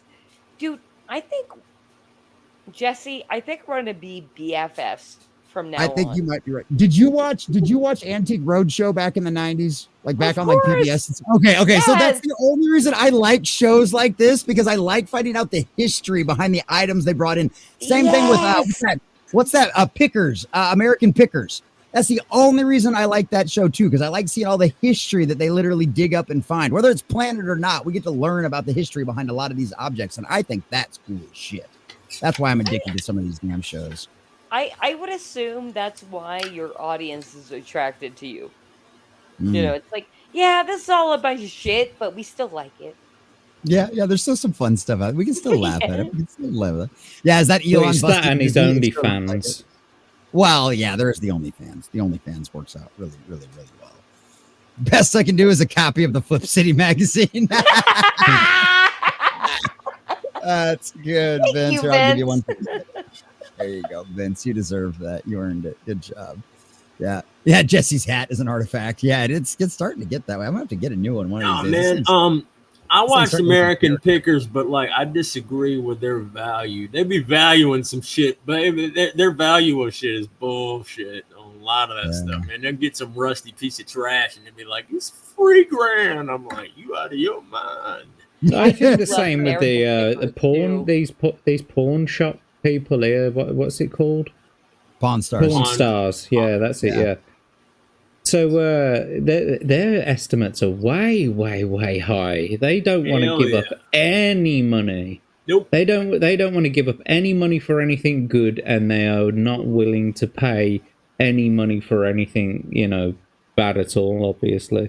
Nope. Hey, I never figured any of that shit was legit. Anyway, because it's like the same thing. It's like the because they had them caught, that one that used to do the storage units, right? There was actually Storage Wars. Storage Wars. Like 4 years. Yeah, they got caught freaking loading up the storage units with shit to make the show more interesting. Oh, oh my God, that was so obvious from like 10 years ago. Yeah, it was just So it's like you don't. This isn't a show you're going to actually get fair estimate values on anything. You know what I mean? It's like, let's just see what kind of wild, crazy shit comes in today. Although it seems really fun to bid on a unit. Oh yeah, well, and I know plenty of people that do that shit too, like legitimately. Like that's an actual thing. But a lot of those people have like resale shops and stuff like that, which is why it works out so well. See, thank you, Leviestro. Lies. I'm attracted to Jesse's beard. Splish. Yeah, see, every time he looks at it, it causes him to have a puddle. Every time. I love you, Leviestro. You're so sweet. But yeah, I love this stuff, and just the art, the star trad. I like. This is great. I mean, you've got literally something for everybody in here. Like, no matter what section of pop culture that they enjoy, like any of the Star Trek fans that can still laugh at themselves, which most of them can. They're Trekkies, for the love of God. How can you not laugh at yourself if you're a Trekkie? But like I'll say the same for any of us. I'm a Doctor Who freaking nerd. Like I'm a Whovian. Like I'm a total fucking dork for loving that kind of shit. So you need to be able to laugh at yourself. So I love that you've got such a variety of all of that kind of stuff in here. So this is just. And you've got and you've got stuff in here for Warhammer. Warzuma 40 billion. Because that's how much it costs to buy an army from Games Workshop. Trust me, I know. Okay, it hurts. They call it plastic crack for a reason. I'm still probably sure I don't have enough pieces for an actual legal tournament ready army yet either. But I love this. It seemed to be a little bit more worth it when they were made out of tin, didn't it? Right? Yeah, I know. Like the metal ones actually kind of make sense. You can still get some of them. They still have some of their models that are still tin, which is pretty cool. I actually ended up getting a couple of those. I didn't even realize they were tin. They were just like, oh, yeah, we still have these. I've got a rare one over there. Well, it's not that rare, but I've got an unopened one over there. That's Slan Mage. Well, and I think the other problem too is the tin's harder to paint as well. I think that's part of the other problem. Plastic's definitely probably a lot easier to paint. What's up, Connie? Good to see you. Hello, Connie. Madhouse. But yeah, so I will gladly, as a Warhammer fan, I will gladly laugh at myself for a parody. And this is what you were talking about, the bonus magazine inside the magazine. Yeah, Modern Immigrant. This is hilarious, man. This is just this Jailhouse interview with El Chapo. It's your country now. Times Square Tales. I punched a cop and walked away. $6 for classified intel. I like that one. Oh my God, that is great. Immigrant always free too. I love that. Cashing in on the new economy. Top 10 toilet paper hack. Free, eat free. Oh my God. Top 10 toilet paper hacks.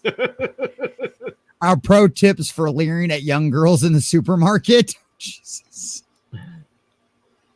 Oh, 2024. Oh my God. This is why I said it reminded me of Fizz. I actually have a real life experience doing exactly that.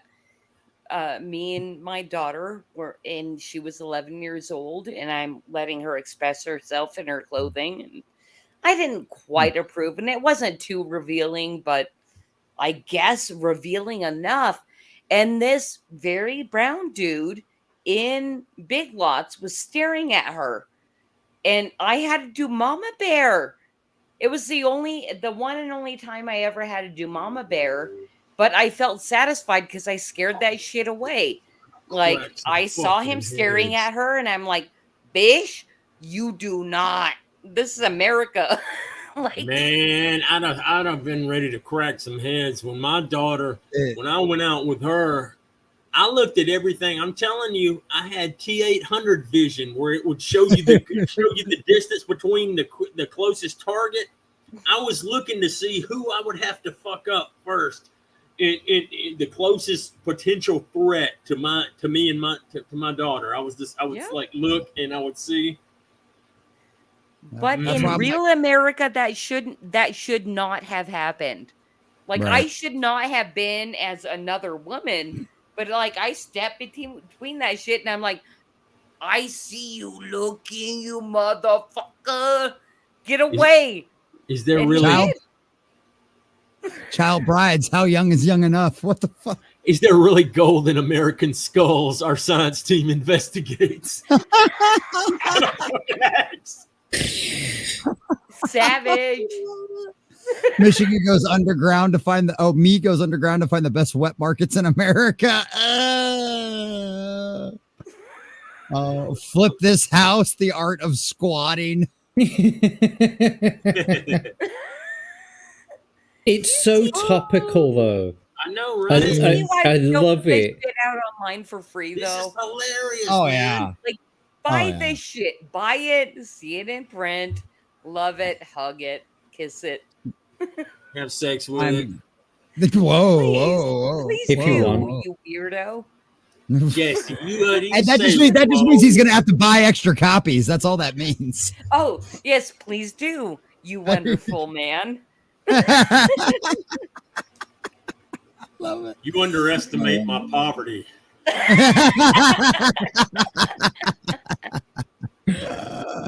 It needs an article like Home Decorators Advice column, but for jail cells. Oh my god! Okay, thank you for the tip. Good job, Vince. Dude, Vince is just full of them. Things to do downtown, absorb the culture, sample the cuisine, honor locals' traditions. Oh, jeez. Holy God. Jumping on parked cars, tales from on the hood. Oh my God. Tales from on the hood. Oh, that is fucking great. Fashions by Kali. Detained, horsewhipped, call us. Mirto and Reyes. Hey, wait a minute. Oh my God. Oh, holy shit. Sorry, that looked like Egyptian cotton underwear for accessories for men. House of Saud. Check it out, Muerto y Reyes. No, what's funny as shit is that it looks like my DA. It looks like my local DA. I live an hour and a half from 2 hours from the border. No bullshit. That looks like my fucking local DA. And he used to be a defense attorney. Detained, horsewhip, call us. Muerto And he's covered in tattoos because he's a biker. Like, he's covered in tattoos and he's got that same haircut and beard. Oh, it really could actually be him. Oh my God. Laser hair remover with the Indian. Yes, chicks. With the Indian chicks. Look at that shit. It's disgusting. Oh my God. That's like my taint. Oh my God. Here we go. Your sweaty taint next to your big, gigantic balls. Oh, big, gigantic balls. I'm not kidding you. I have seen shamelessly ignoring the gay store in Palm Springs, California. Mentally ill wildfire recipient discovers 27 new words that can get you fired. Economic terrorism on the rise. Anti-woke economic terrorists were caught on camera this week by passing retail establishments in major U.S. cities, including LGBTQ bookstores and theaters showing Disney movies without shopping for products or purchasing tickets. Cameras captured the moment a local mother drove by Austin Regal Cinema's Gateway 16, failing to take her children inside to watch Disney's Luca. I love it. I love it. Scientists propose shrinking humans to combat shrinkflation. James Gunn, That's Superman, beautiful. super Yet others were seen hurrying past Atlanta's George Floyd barber shop without getting haircuts. Oh my God. Despite 20 years of barbershop movies promoting them as a fun and sociable place to hang out. James Gunn's Superman is a super cummer. Coomer. Coomer, Hey, man. Coomer. Super Coomer. What's this? I think I've actually seen this movie before, now that I think about it. Yep. Christ the Regimer. Boy, I wonder why Babylon B had an issue with you guys. Jesus, a Russian asset. Huh? What? I love it. I love it. A smartly lived life, the unrestrained brain of Fisham said Elwich. Oh my God. Postmodern role models. Oh, why does mommy have tattoos all over her face? Jesse, look, the Bernstein Bears shoplift in California. The Bernstein Bears start a forest fire. Holy shit.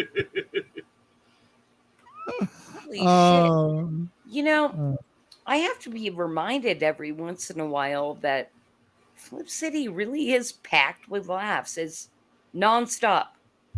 And thank you guys for laughing I'm at very all this. excited.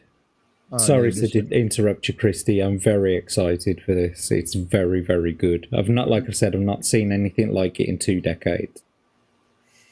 Well, and I'd be happy if chat wanted to, and I'm going to ask the entire panel here, and chat, how do we make this like a thing where like we push it out, because that's my job, right? You've got to, it's marketing. You've got to promote it more and more and more and never shut up about it. I mean, you're very passionate about it, and you can see that you're very passionate about it, just the way that you talk about it. And I mean, I guess you have to be a bit that way as well, because you are the salesperson, you are the face of this, although it doesn't really need you specifically to push this, because it's worth its own weight in gold. It's brilliant. It's absolutely brilliant.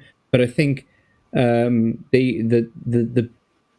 right, let's look at it this way. The way that Ripperverse did it was that he marketed it for 10 years before he released it. Yes, okay.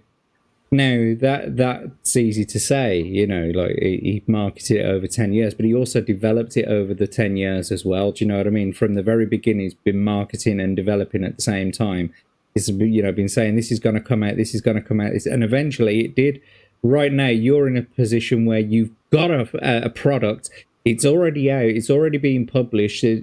People can get their hands on a copy right now. What you need is the exposure. You just need one thing to make you go viral. Maybe what is the one thing? I don't know. Maybe hang on. Wait. Maybe you need to put this in more leftist forums, because people will pick up on it and go, this is racist, misogynist, bigoted bullshit, and that's the best form of marketing right there. Yeah, just get it. Bad publicity is also publicity. Yeah, and I've been told that before by other like kind of rather larger memers who have a thing. It's like, all right, let's get this into the leftist thing to like try to get you guys canceled, because it's never gonna happen. It's never gonna happen. It's never gonna happen. It's only gonna help, right? Yes, thank you, Vince. Well, yeah, but is it? Yeah, but I mean, you do have to consider it, because at the same time, these communities, these online backlash communities, they can be quite, intense, and they can be quite. They can be quite like like doxing you and stuff like that. Do you know what I mean? I don't it give can a fuck be about that. I really don't, because that was something also when we were deciding what we were gonna do with our online personalities and is like, okay, we really don't want to be firebombed, Right. and but at the same time, we've been building up this like kind of actually, it's a very silent majority in our own subscriber base and memers that support us and all this. But like, as far as the online thing goes, yeah, it's whatever. But maybe the spark that lights the fuse is to go into, like you said, the leftist spaces and be like, hey, look at this cool, funny thing, and have them all freak the fuck out. Well, no, Well, the no, other thing no. about- Rather than having someone go in there and go, "Hey, look at this really cool thing," you have someone who's on your side purposefully go in there and say, "Look at this bigoted shit!" Drop the grenade and just fuck off. Man, pull a 4chan reverse psychology on them. Like when 4chan started the 4chan versus Tumblr war, which like 4chan obliterated them, and you come to find out 4chan was a dude that some of the guys from 4chan went into Tumblr and got the Tumblr people to attack 4chan, pretended like they were Tumblr people and got them to attack 4chan. Well, and the other thing about that too is the other advantage to doing that, and it might sound like a bad thing, but people will buy things just to spite the other side. You know what I mean? So if you get they'll people burn your out book. there, They'll buy your book just to burn it. well, no, that's not what I'm talking about. I'm talking about the people that will buy it just spite the left, right? Why? One of the reasons why Hogwarts Legacy was such a huge success and was the #1 selling game of the year was because there were so many weirdos out there on the internet screaming, "Fuck this game! Don't buy it! J.K. Rowling's a bigot! Yada yada yada." I And it had intentionally exactly bought the the special edition just to piss people like that off. You know, so it's like there's a lot of people that will do that. So if you can get some of those people out there freaking out over your stuff, that's honestly a great idea. I was going to say just keep trying random dumbass shit and see if you can get something to go viral, because that's what I always do. But I think Jack's idea is a much better idea. Well, I mean, you know, it's an off the cuff idea, and it does have risks, like you said, you know, being cancelled, etc. But if you think that it's highly unlikely that you will allow yourselves to be cancelled, then, you know, I don't see what the risk is. But there are other routes that you can go down. Obviously, you can spend a little bit of the money on actual marketing, in the sense of, I don't know what you're doing in the way of like, you know, sponsoring your posts on social media, you know, or boosting your posts like on Facebook and stuff like that.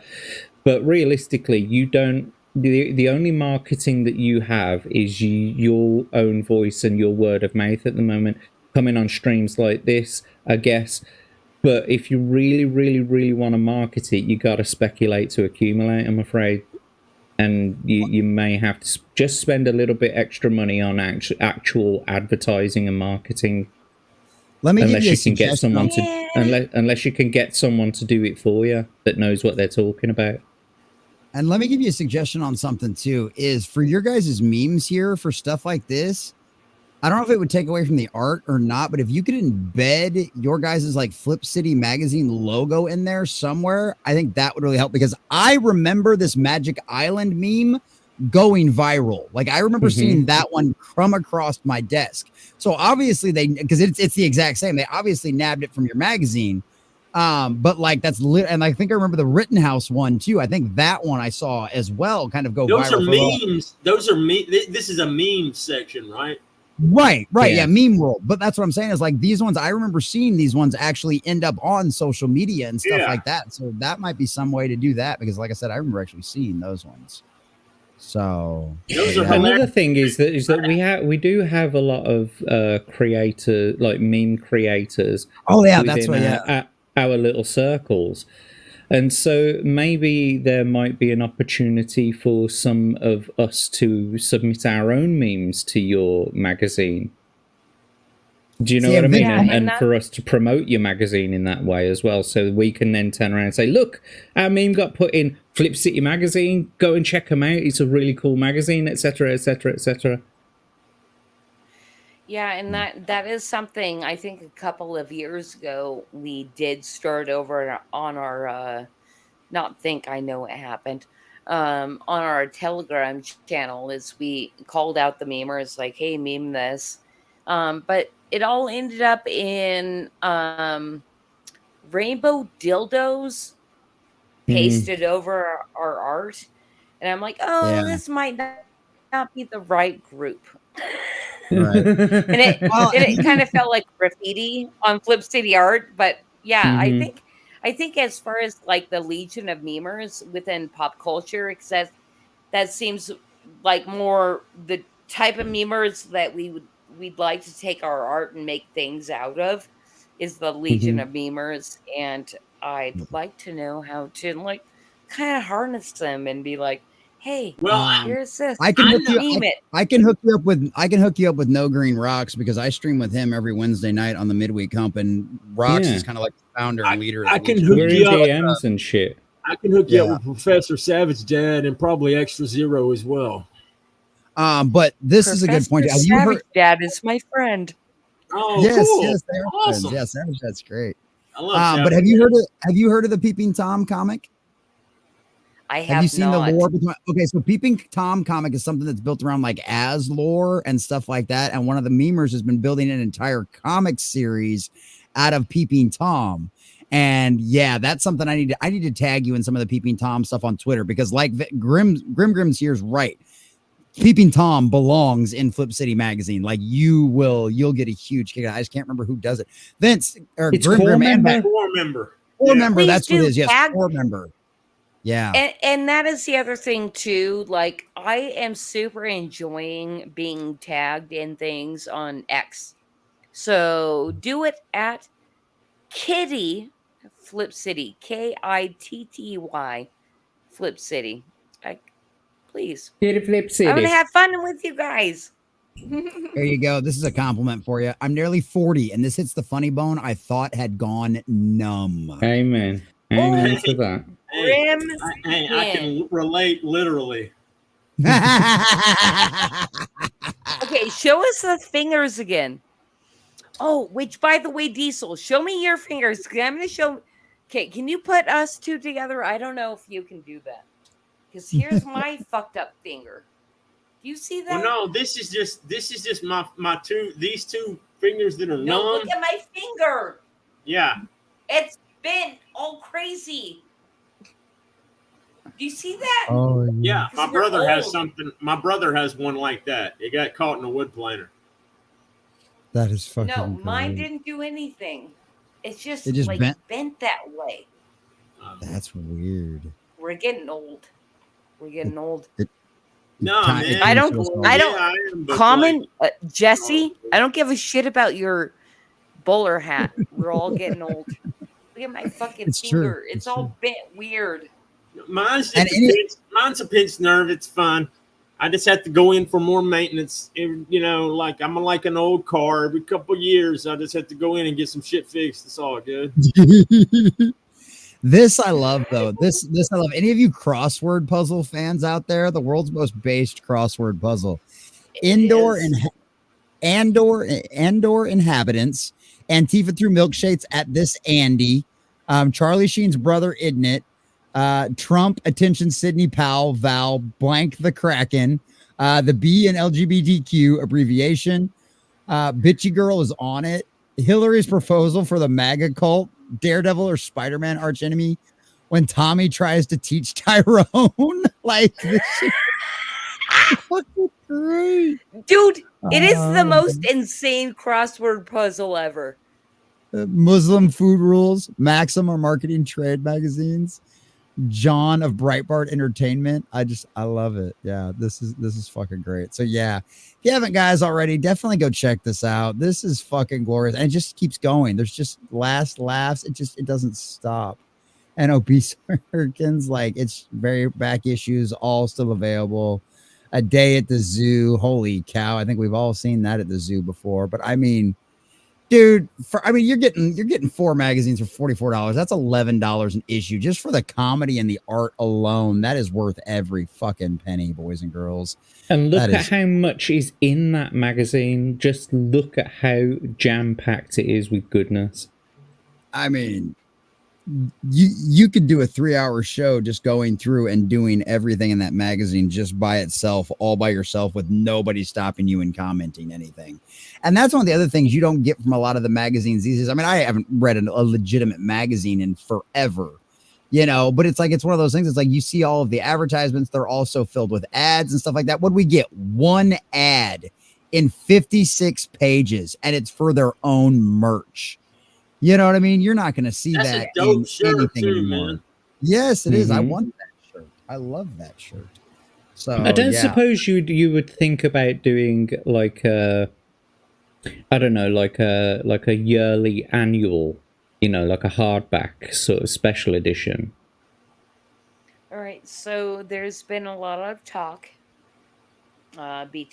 between my husband and myself, of course, like how do we make this a bigger thing, doing this and that. So yeah, so basically, yes, John Tard, Jack Tard. Same difference. John Tard. Yeah. I like that. Yes. John Tard. Yeah. Yes, it's happened, you know. There you go. Yeah. So See, I yes, like this. it will happen. Unless of course you guys don't support us and then we die. So See? And that's exactly how it goes. It's support or die. It's support or die. Support them, guys, otherwise they are going to It die. could happen because, you know, Gen X, man, we old as fuck. yeah. I'm just waiting. Thank I'm just you, waiting for the Diesel. boomers. We are old as fuck. What, man? I'm just speaking the obvious. I just said thank you. You were saying it sarcastically. No. Where has this been all my life? I could feel Where the is this- sarcastic electricity coming through my monitor, which is a TV. Ignore Where is him. this- He thinks my cat is looking down on him. Hey, man, let me tell you something. That is one adorable damn kitty.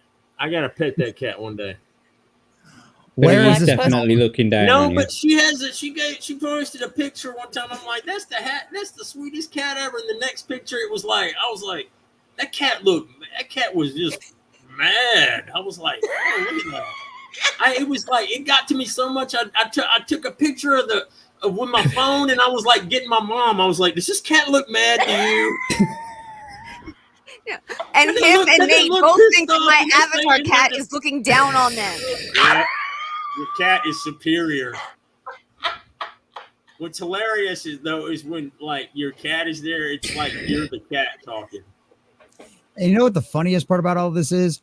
I'm the stoner, and you think I'd be the paranoid one. It's not me. It's all of the rest of these Yeah, sober see, guys. I that have are smoked paranoid more about this. weed than you could ever possibly imagine, sir. I just Oh, got Bubba, way I burned out on highly it, dude. doubt. Yo, you highly doubt whatever, motherfucker. You I don't know highly shit, doubt that at this man. point. I don't give a fuck. Nah.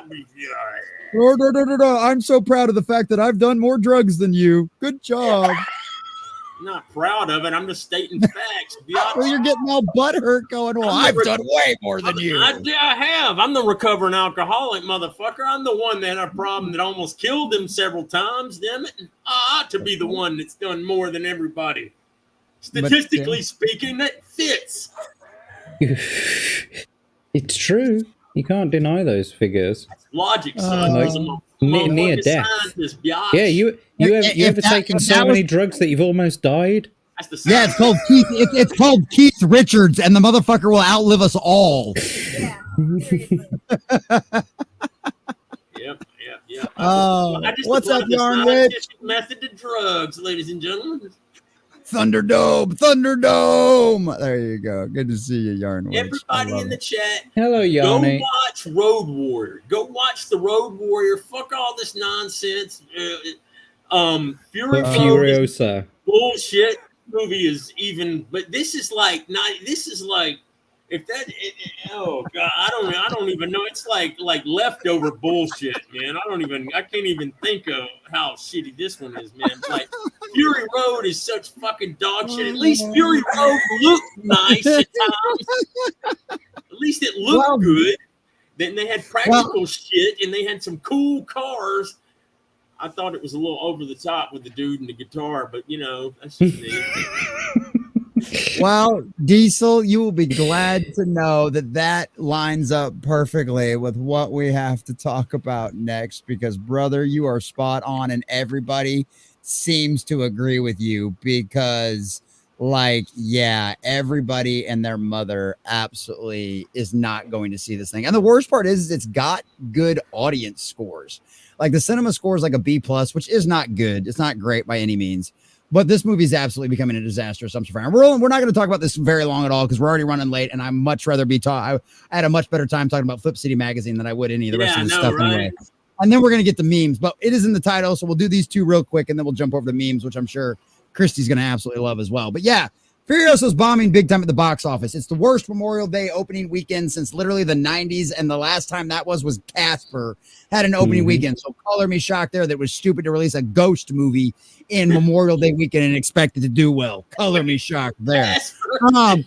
But literally, that's the last time a Memorial Day weekend was this bad. Furiosa is bombing at the box office. Reportedly, it's got $170 million box office budget. As we all know, it's probably much higher than that. It's probably somewhere around $225 million, which means this movie has to make minimum globally like $500 million to even make an argument for it to make a profit. That is not going to happen. There's already talks now about this writer and this director and all this kind of stuff, if he'll ever even be making another one of these movies in this universe ever again, because of how bad this movie is doing. This movie's going to end up costing them a bunch of money. I've already said my piece on it earlier. As far as all this kind of stuff, I've got a video that's coming out probably tomorrow or something like that over this as well. So you guys can go check all that stuff on that one. But obviously, we've already heard very extensively from Diesel. We know how much he is so happy that the movie's bombing at the box office. Elaborate again, sir. Yes. But does anybody else have any thoughts on how bad this is doing and maybe some of the reasons why they think it's doing so bad, even though the audience scores are actually really good on this? Okay. Can I go first, Tiny? Do you mind? Jack. Okay. So it's Memorial Day weekend. I guess there's a lot of people having barbecues and shit. However, looking at the figures earlier at like the sort of top grossing holiday weekend versus the least grossing holiday weekend,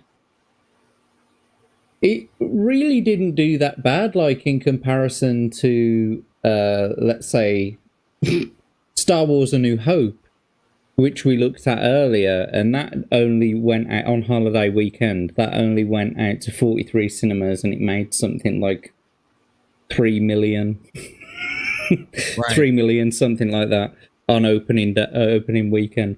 And but the sort of higher figures were somewhere in like the 320 odd million opening weekend, and so it's like, wow, 32 million for this one. It was, I think it is 32 million they've opened to this weekend. It ended up being 64 million globally because it was 32 domestic and it was 32 global, which normally they hope. No. So that I just think that's a problem in the reporting on the website, because if we've been looking at the same figures, it also said 100% of the total, which means that it was only showing you the domestic figures, which was 32 million. So that was 100% of the total, 32 million. Well, that's the domestic total. Yeah, domestic total. Yeah. So I don't think they had added. I don't think they've added the international one. When I looked at the numbers this afternoon when I was doing my video, the numbers.com has the international box office on it now. Okay, I'll have another look at it later. But anyway, nevertheless, a lot of people are actually saying they've been to see this movie, and it's really not as bad as people might make out. And if you're saying that it's a shit movie and you haven't seen it, maybe you ought to go and try it out. I haven't seen it myself. No, right. Because the thing that we brought up earlier on someone else's stream was that people are often jumping at shadows or jumping at ghosts. Do you know what I mean? Like, they're looking for things that aren't really there. Now, the only thing that I'm going to add to this about not doing a film in the universe again because of how badly this one's done They used the term a Mad Max saga, Furiosa, a Mad Max saga. Now, Mad Max is a saga in itself, like the Mad Max saga, just like the sort of Skywalker saga, if you will. Well, this is a Furiosa saga, a Mad Max saga.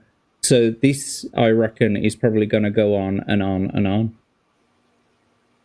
And I guess that's all I've got to say about it. I haven't seen the movie myself. I don't know why it's doing so bad, but people who have seen it have said that it really isn't that bad. Yeah. And I think this was part of the problem too. And this is always part of the problem. It was marketed as a girl boss movie. And we've just all been burned too many times by this nonsense to give anything a chance, whether it deserves it or not. And honestly, that's Hollywood's the problem. fault. Yeah, well, it's Hollywood's fault. Whether or not this movie is good or bad doesn't really matter. At the end of the day, this is Hollywood's fault. They did this to themselves. I'm glad that I did it with X-Men. Yeah, so maybe I'll give this one a go.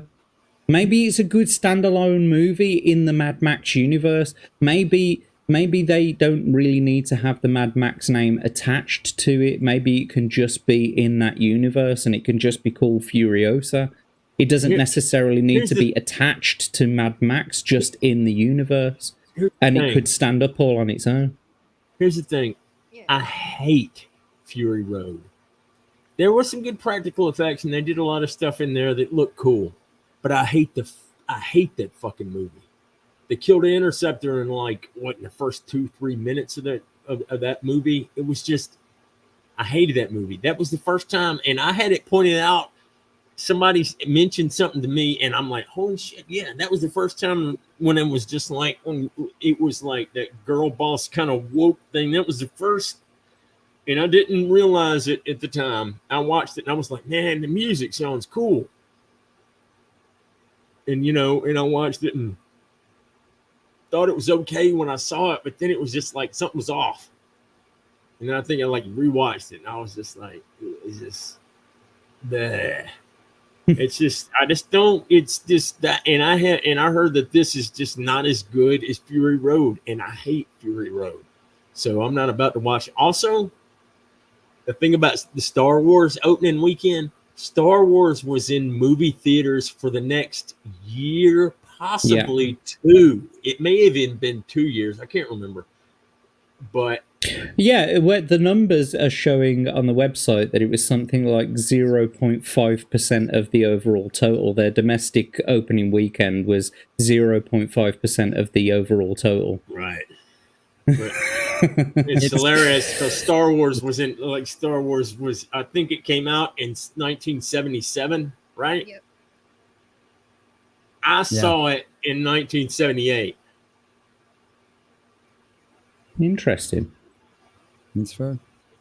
But yeah, she's. I don't know what the deal is with having her as the star, because I'm sick to fucking death of seeing her in things. And I don't know what this. I think Yarny was saying it earlier, Yarnwich. I don't know what this obsession with fucking wide-eyed cunts in Hollywood is. I don't know why all the actresses have to have so much real estate between each eye. Oh, you talking about Halle, whatever?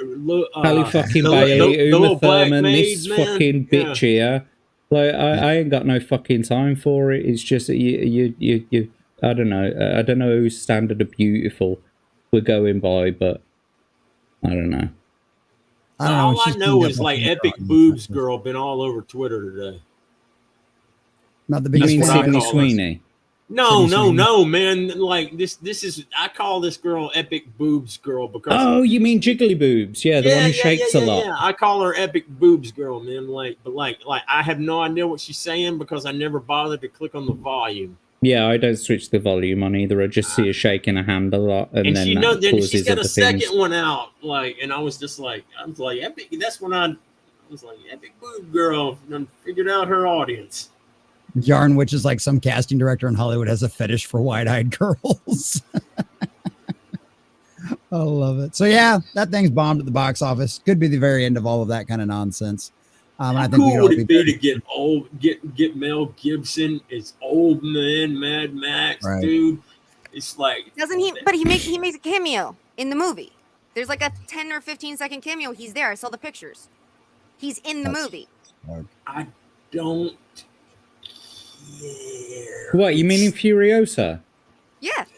Oh. Well, and here's Yarn, which makes a good point. She says, I'm not the biggest fan of measuring a movie success with opening weekend. That measures the success of the marketing. And that's true too. And that's the other thing too, is that was one of the things I said in my video that I did too, is if this thing does end up having decent word of mouth, it might still end up being okay. I just think with an opening weekend that bad, with how the traditional metrics work, it's not going to be, I mean, it's like I said, it's reading history. You know, it's like we've seen this happen time and time again. It's why are a lot of these guys that do Box Office Pro and stuff like that, why are their predictions generally kind of accurate? Because they have like historical trends. Now, could this buck the historical trend? Absolutely. But it's more often than not, it probably won't. And maybe that's unfortunate. Maybe it's a movie that does deserve better than what it got, but I have no idea. But an actor that's absolutely refusing to put up with not getting what he deserves, turns out this might be, this part I don't believe. The actual headline, this is the wrong headline. Give me a second. This is actually the wrong article, because this is actually what it's got. Because that headline is strictly from John Campia's speculation. Campia even says that, so take that with whatever you consider John Campia's opinion worth. But this I thought was funny.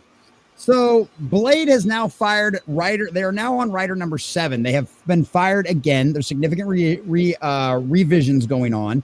And one of the things that we figured out from a lot of this kind of stuff is that it's essentially Mr. Ali is not happy in any way, shape, or form with exactly what's going on inside of this movie, because of the initial rumors that we heard was this was going to be they were going to replace Blade with his daughter, which is something we've seen happen in the modern comics and all of this kind of stuff. Well, apparently Ali ain't putting up with it, because we already know that the entire movie has already been rewritten. We know that there's now been all like the initial plans for the lackluster stuff. All of that's been thrown out. We know that all of the rumors turned out to be true, because the new writers, the new directors for the show went, yeah, they just kind of dropped this in our lap, and we're still trying to figure out what we're even going to do with this movie, because they're like, here, start over. And we're like, oh, okay, sure. Well, apparently Ali wasn't happy either. And now the rumor is that he's also making sure they're now switching things up from having a female villain to now a male villain as well. Rumor is going around that this is all because of Ali, because he's not willing to put up with the same kind of treatment that the MCU has been doing to a lot of their male protagonists over the last few years. So me personally, if all of this turns out to be true, which, like I said, the stuff we found out so far, we did actually end up getting confirmed later was all true. If this actually ends up being true, it might actually end up being another Deadpool and Wolverine situation where we might actually get a decent Marvel movie. And it's because the actor is going, I'll walk if you don't give me what I want. And personally, that kind of makes me excited for things. I don't know. I think this would be an awesome trend to see in Hollywood. But does this make anybody else cautiously optimistic at all in any way, shape, or form? Is everybody else just like, fuck this shit? I have no interest in Jazzy Jeff and the Fresh fucking Prince here, or whatever the fuck is going on with Blade. So I'm going to let everybody else take control of this conversation. I'm out. Mahershala Ali is a freaking great actor. He was good. Yeah, sorry, he was good for the first half of Luke Cage, man. That he was in it before they Cottonmouth. I thought he was great in 4400. I feel like I kind of talked over Tiny, as she was just about to say something, and then you guys have just completely. Oh well, no, it's I fine. talked over. I was just saying cautiously optimistic, yes, but I don't really have hope for any of it. Me either. I don't either. Yeah. I don't think they'll give him. I don't think it'll be enough. I don't think it'll be enough. If I was him, I'd walk. Although he looks he's in great shape. He could pull it off. Yeah. Okay, that looks like Jazzy Jeff from the Fresh Prince of Bel-Air. Jazzy Jeff was hard as nails, dude. Okay. But I just don't believe that. I don't know. Jazzy Jeff was hard as nails. I don't even know what you're talking about. I just don't. I just don't believe Marvel will be capable of making a good movie. They'll put dog shit in there. They can't help themselves unless he winds up with some kind of creative control like Ryan Reynolds, which I don't know if they'd be willing to give him that. If they did, it'd be cool. He'd be consulted. Let's get with Wesley Snipes and talk to him too, man.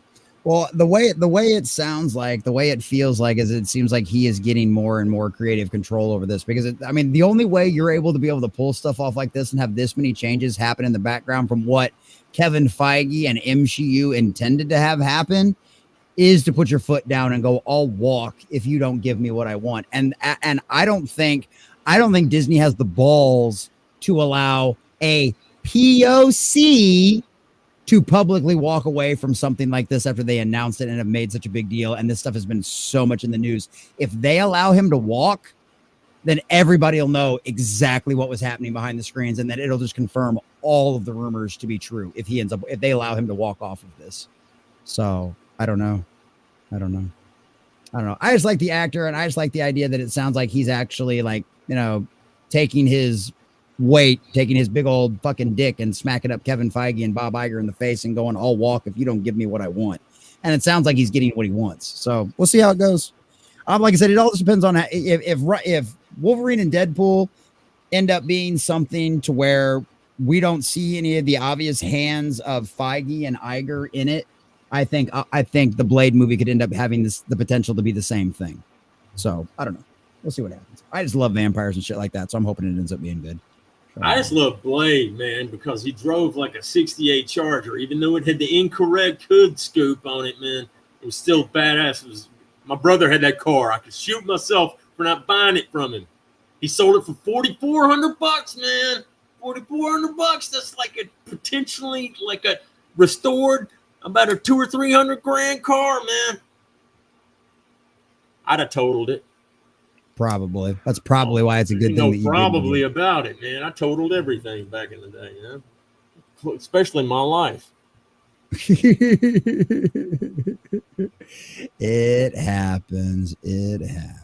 All right, boys and girls, ladies and gentlemen, children of all ages. We did quickly grump through those wonderful topics because I just wanted to get through those real quick because they were in the headlines. So in case anybody showed up for that information, they all knew exactly what it was.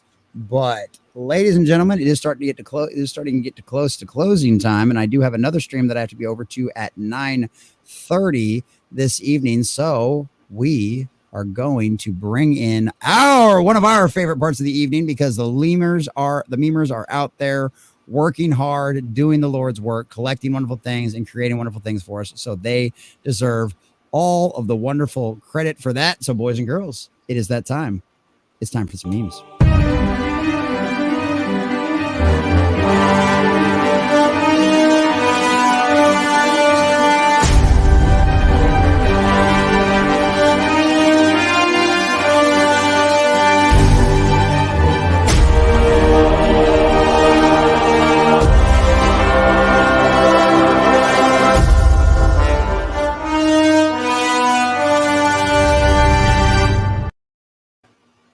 All right. It looks like I'm gonna have to scroll way back from last week. Oh shit. There we go. There it is. Let's see. I was trying to pull up a different one. Let's see what we got. Saturday. We got to go way back. Oh wait, those are Chuck Norris stuff. Yeah, we saw some of these. Yeah, the Chuck Norris ones. There you go. We just got to figure out where we're at now. Bust a Nut. We saw that one. There we go. Yeah, we got past Gay Test. Yeah, which was we got past Skeletor. Which was a big pair of titties, man. Purple hair got teacher. Past the Jawa Sandcrawler on Earth. Yeah. Utini's in chat. Utini. And yes, all of our wonderful jokes. There we go. All right, so here's Thursday. Here we go. So this should be about right. Yep, Thursday, 1:05 a.m. Here we go. Whoa, what the hell just happened? What are you doing? Stop spazzing out. What the hell is wrong? There it goes. You can't help it. I don't know. Yeah, the computer's spazzing out. It's like it's too hot out in this garage. Get me an air conditioning for the love of God. It's HBO's The Last of Us 2023. We see the Jackson settlement thriving under communism. This is because the show is a work of fiction. That's a good point. That's a good point. We don't like Black Sabbath, Ozzy Osbourne, or Dio. What do you recommend we get? The fuck out. Yep. Dude. Oh, never mind. Is your baby a Fed? Look for these ones. Speaking of the Babylon Bee. There was a great one that was like 10 signs that your girlfriend's actually a secret federal agent or something like that. I was reading through some of those. It was great. No, honey, I think you should completely go and plan an insurrection with your friends. Yeah, it's like kids in the 1600s reading Two Wenches, One Chalice. No. Oh, it's time for a hillbilly horseshoe. Oh, dear God. We got Jess Surly Durley to look at Goatsy the other day, didn't we? Yeah, man. She said it was tame. She did say it was tame. Everybody, apparently, the 20-year-old disgusting, shocking stuff is not that disgusting and shocking to these newfangled peoples. I haven't seen any of them. I told you what I told you. You said what I'm not that you're not going to look it up to, and I said, nope. I sure are. Do not look it up. You will not. Yeah, you can't bleach your retinas. Nah, man, I'm still, dude. I'm telling you. I mean, you can, but like it won't help. You'll still see it in your brain. I'm not laughing at you. I'm laughing at the meme. Oh yeah, this one's really good. I think women have a hard time deciding where to eat because the last time they decided, they doomed all of humanity. Yeah, that's about right. That is absolutely pretty much. I've been using that one for a while. See, there you go, and that's a woman right there admitting that it's true, boys and girls. It's a damn redhead too. That's always a damn redhead. It's why I know. Yeah, exactly. Oh, yeah, you're a redhead too. My bad. Yeah, exactly. My mind still thinks I'm 25, and my body thinks my mind is an idiot. Yes, indeed. Oh dear God! Two girls, one farm. Oh, good. Man, that's another one I've avoided. I avoided that one. I did watch the Frog's reaction to that video though one time. Me watching the vegan couple next door argue about the Big Mac wrapper that I tossed into the backseat of their car.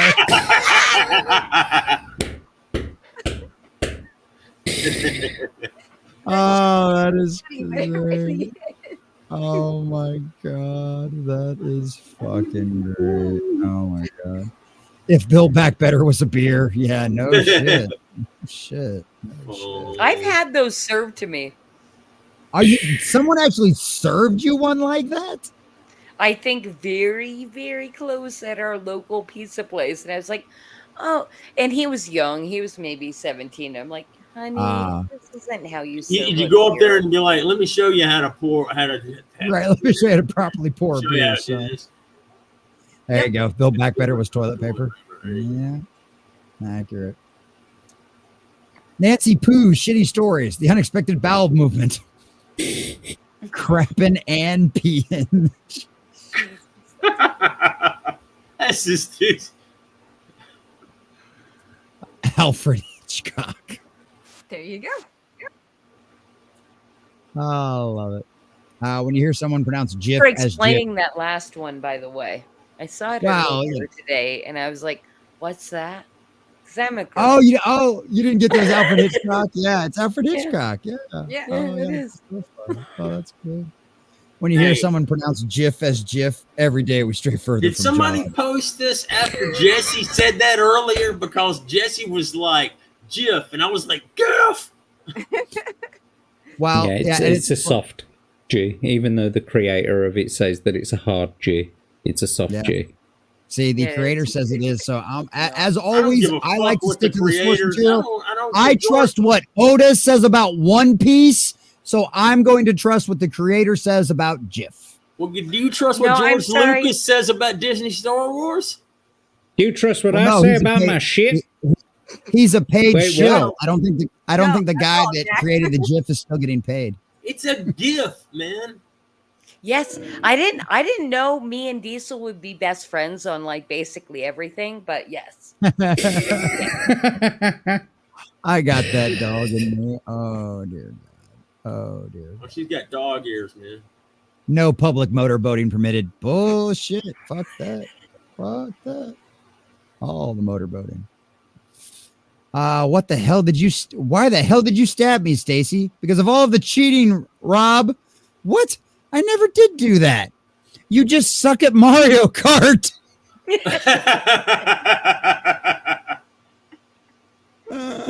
That is great. Oh, shit. Drinking age is 16. 16, ours is 19. 18, we have to be 21. You guys have a drinking age? I'm not sure what that last flag is supposed to be. I can't believe I can't even see it. I can't see it either. It was tiny. No, that's why I was trying to pull it up on, because I was trying to pull it up on the tab and it wasn't working earlier, because the tab we can at least zoom in on, but the app you can't zoom in on. So Chuck E. Cheese. But you know when you click on the actual, you know when you actually click on the picture, click on the image at the bottom there, does it not say open in browser? No, because I'm using the Gilded app, like I just said. Yeah. Because I was having issues with the browser one earlier. There was some furry shit going on at Showbiz Pizza back in the day. They had some wolf cheerleader chick, man, in a fucking bikini. That shit was damn twisted. I knew when I was a kid that was messed up. Parents in the 80s You're don't watch scientist, everybody.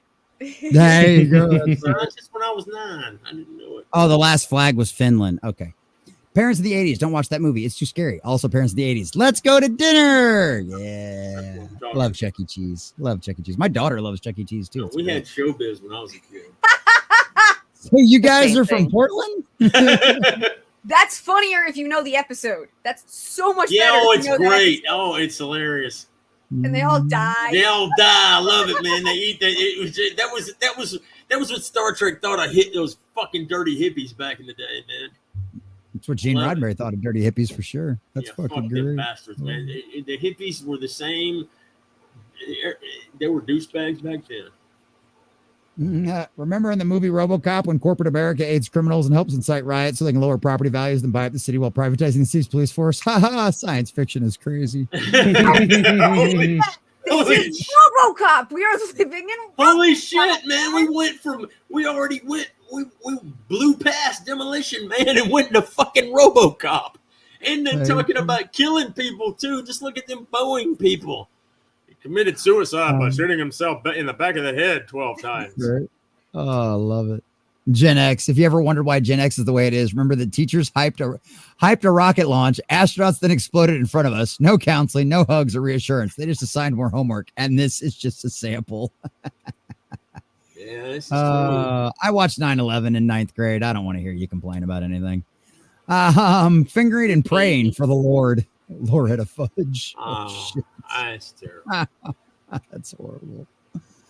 I'm so happy to see you. I was sitting on the couch when bang, the cushions exploded. I could have died. Yeah. Damn, he fucked up that couch. Woohoo! We got culture in here. Girls during puberty. Life sucks. I hate everything and I'm in pain. Boys during puberty. Hand. I love how culture is our reference here. I love it. Right. I love it. Oh, God bless culture. AirPods now with a bass plug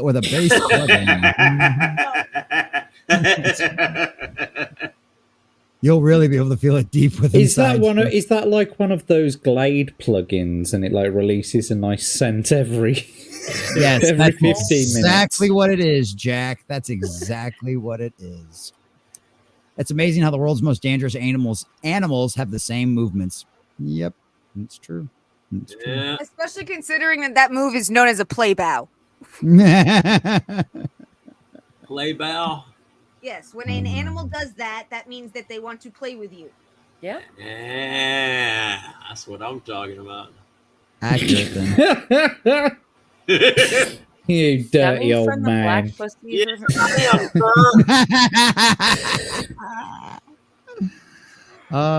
you meet the love of your life at 11. My life, 1065.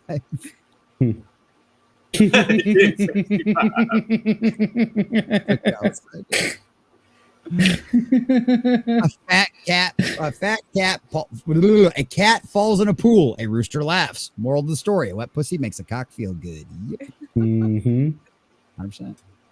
Suspect your son might be gay? Schedule a private counseling session with the priest. It's a trap. It's a Catholic church, by the way. Yep. I'd watch this 100 times in a row before I'd watch Furiosa. There you go.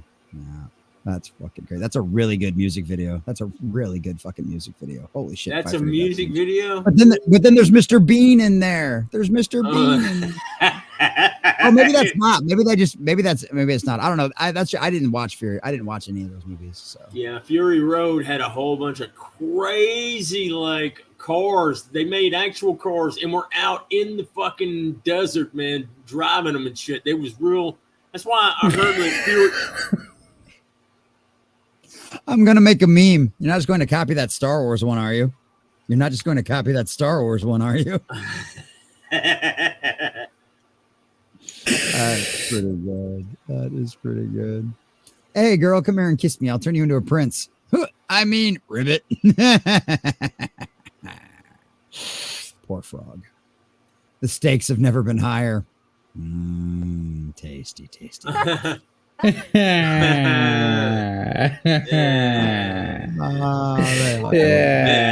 you. That would do with the meat. I don't know what that would do to the meat, but it'd be worth a try. Donald Trump is a very bad man. Trust me.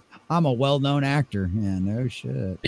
Oh, I've put a meme in the private chat, mate. There's a link not too far up. It's from Melee Games. It's in the private chat if you want to throw it up at some point. All right, we'll get it. We'll get there. Assassin's Creed Shadow. What are you doing with my bike, Yasuki?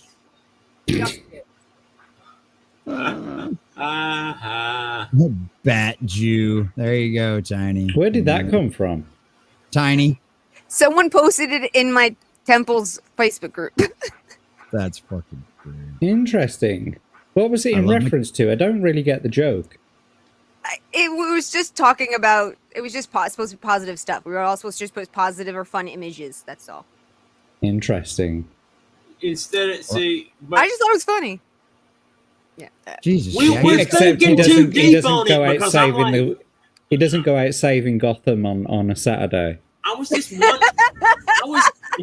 I was just wondering where the bat is because they took the bat symbol off and put the Star of David on. So, like, what part of his costume is bat now? I guess the ears on his cowl. Sure.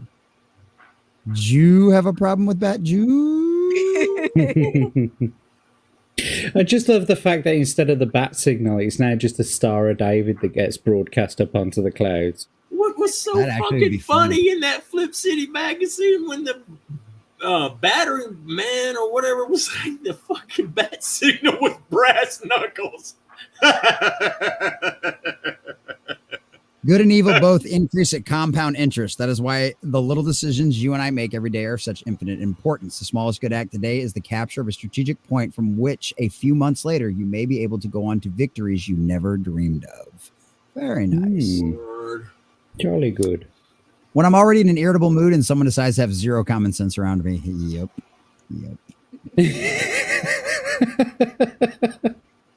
Go to hell is basic. I hope the TV adaptation of your favorite book is an awful cast. Is smart. It's possible and terrifying. It's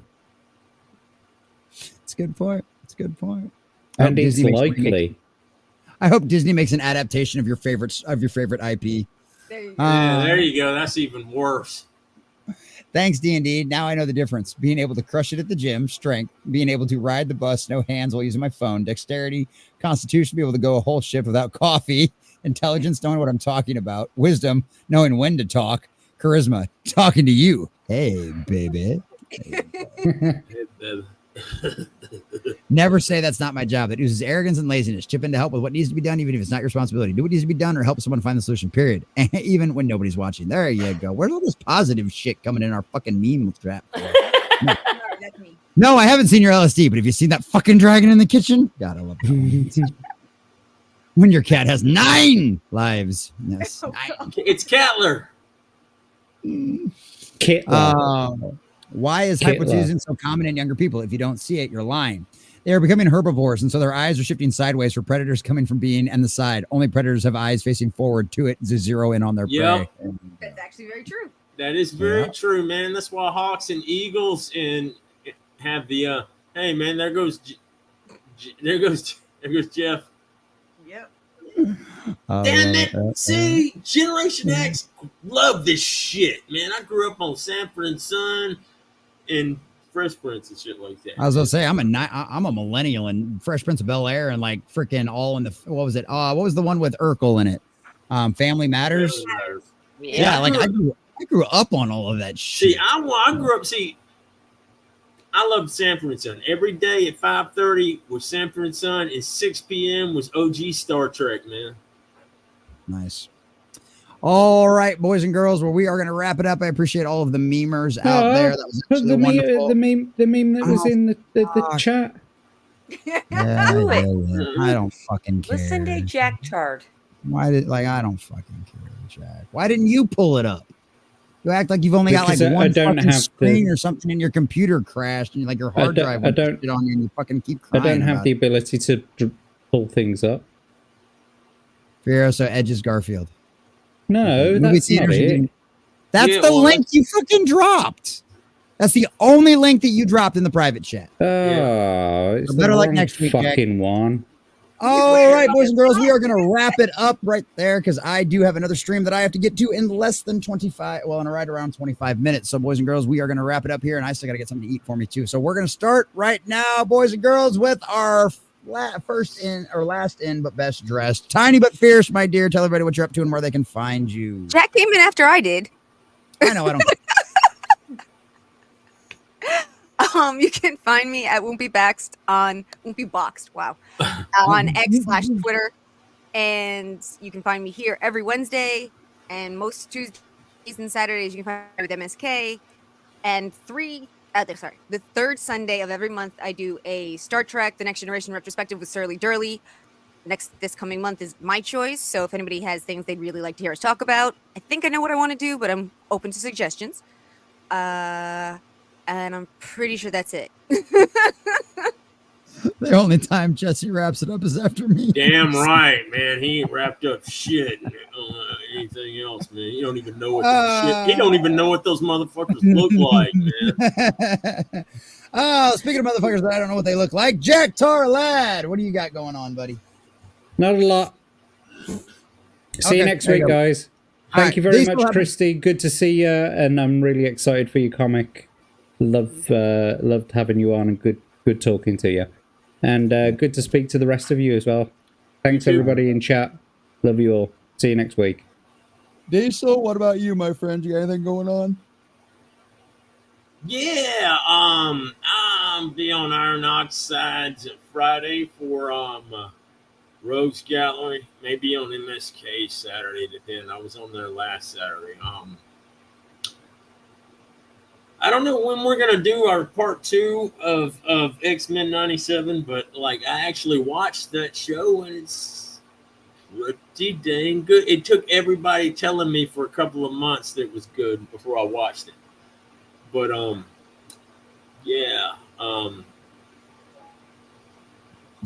Christy, it's nice to meet you. You're pretty cool, man. There you go. Well, there you go. Well, and speaking of Christy, our dear sweet Flip City magazine promoter out there, my dear, what are you up to? You got anything coming up? Besides, what do you got? You got your weekly show, obviously the magazine. What else you got? What all you got going on, my dear? All right. So apparently we do have we have a lot going on.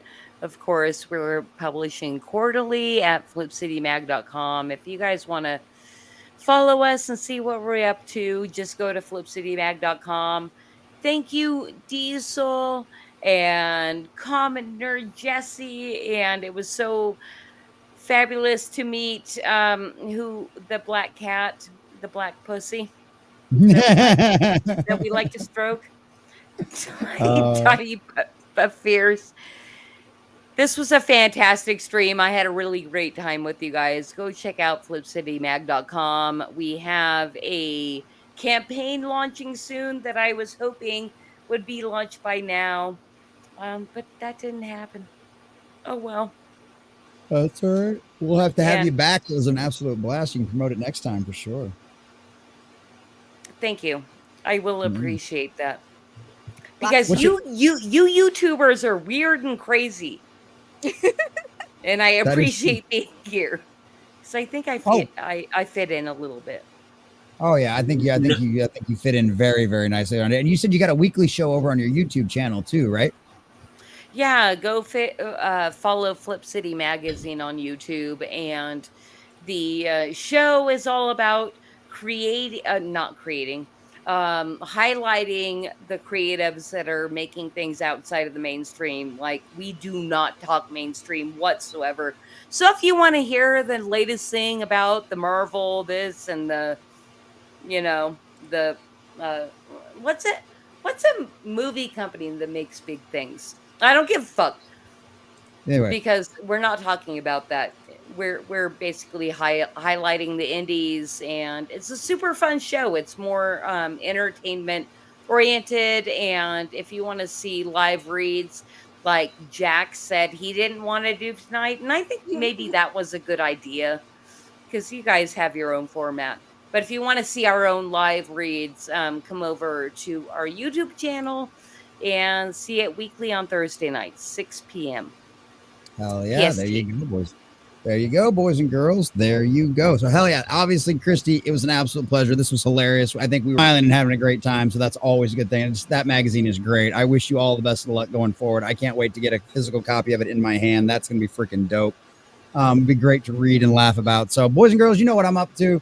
11 a.m. Monday through Friday for the morning prep. I'll be over at Midweek Hump tonight with one of our special guests this evening as well. We'll see them very shortly at about 9:30 or so, or a little afterwards. We're normally late on that show too. So that'll be a really good time. Come check that out. I'll probably try to play some video games tomorrow. And then, of course, $5 Fridays, Comic Shop Talk, Vets Talk, and all of that kind of fun stuff. You guys know where I'm at, what we're getting up to. Make sure you guys go watch all the videos that I posted today on the new Common Nerds channel. At least leave them a like, especially if you caught the live stream this morning. Leave them a like, leave a comment down below saying, hey, I caught this live. You should too. Let everybody know about the live show and all that kind of stuff in the comment section down below. That'll be really great. And I will obviously help out the algorithm because we did just hit 650 subscribers over there now. So yeah, that's growing and grinding and moving right along. So definitely go check all that stuff out as well. So thank you guys so very much. Jack, Diesel, Tiny But Force, and of course our very special guest tonight, Christy of Flip City Mag. You guys have been absolutely amazing. Everybody out there in the chat, Griffin, Nightwing, and Nightwing that just showed up here a little bit ago. Vince Womack dropping all the links and all of the rest of you beautiful folks out there. I love you guys so much. Thank you so very much for being here. All righty, let's pull up the credits, boys and girls, because this is Jesse with the Common Nerd. I bring you pop culture and all things ready for a common sense lens. Thanks for watching. Enjoy the credits, and I'll see you guys over at the Midweek Hump. Bye, guys.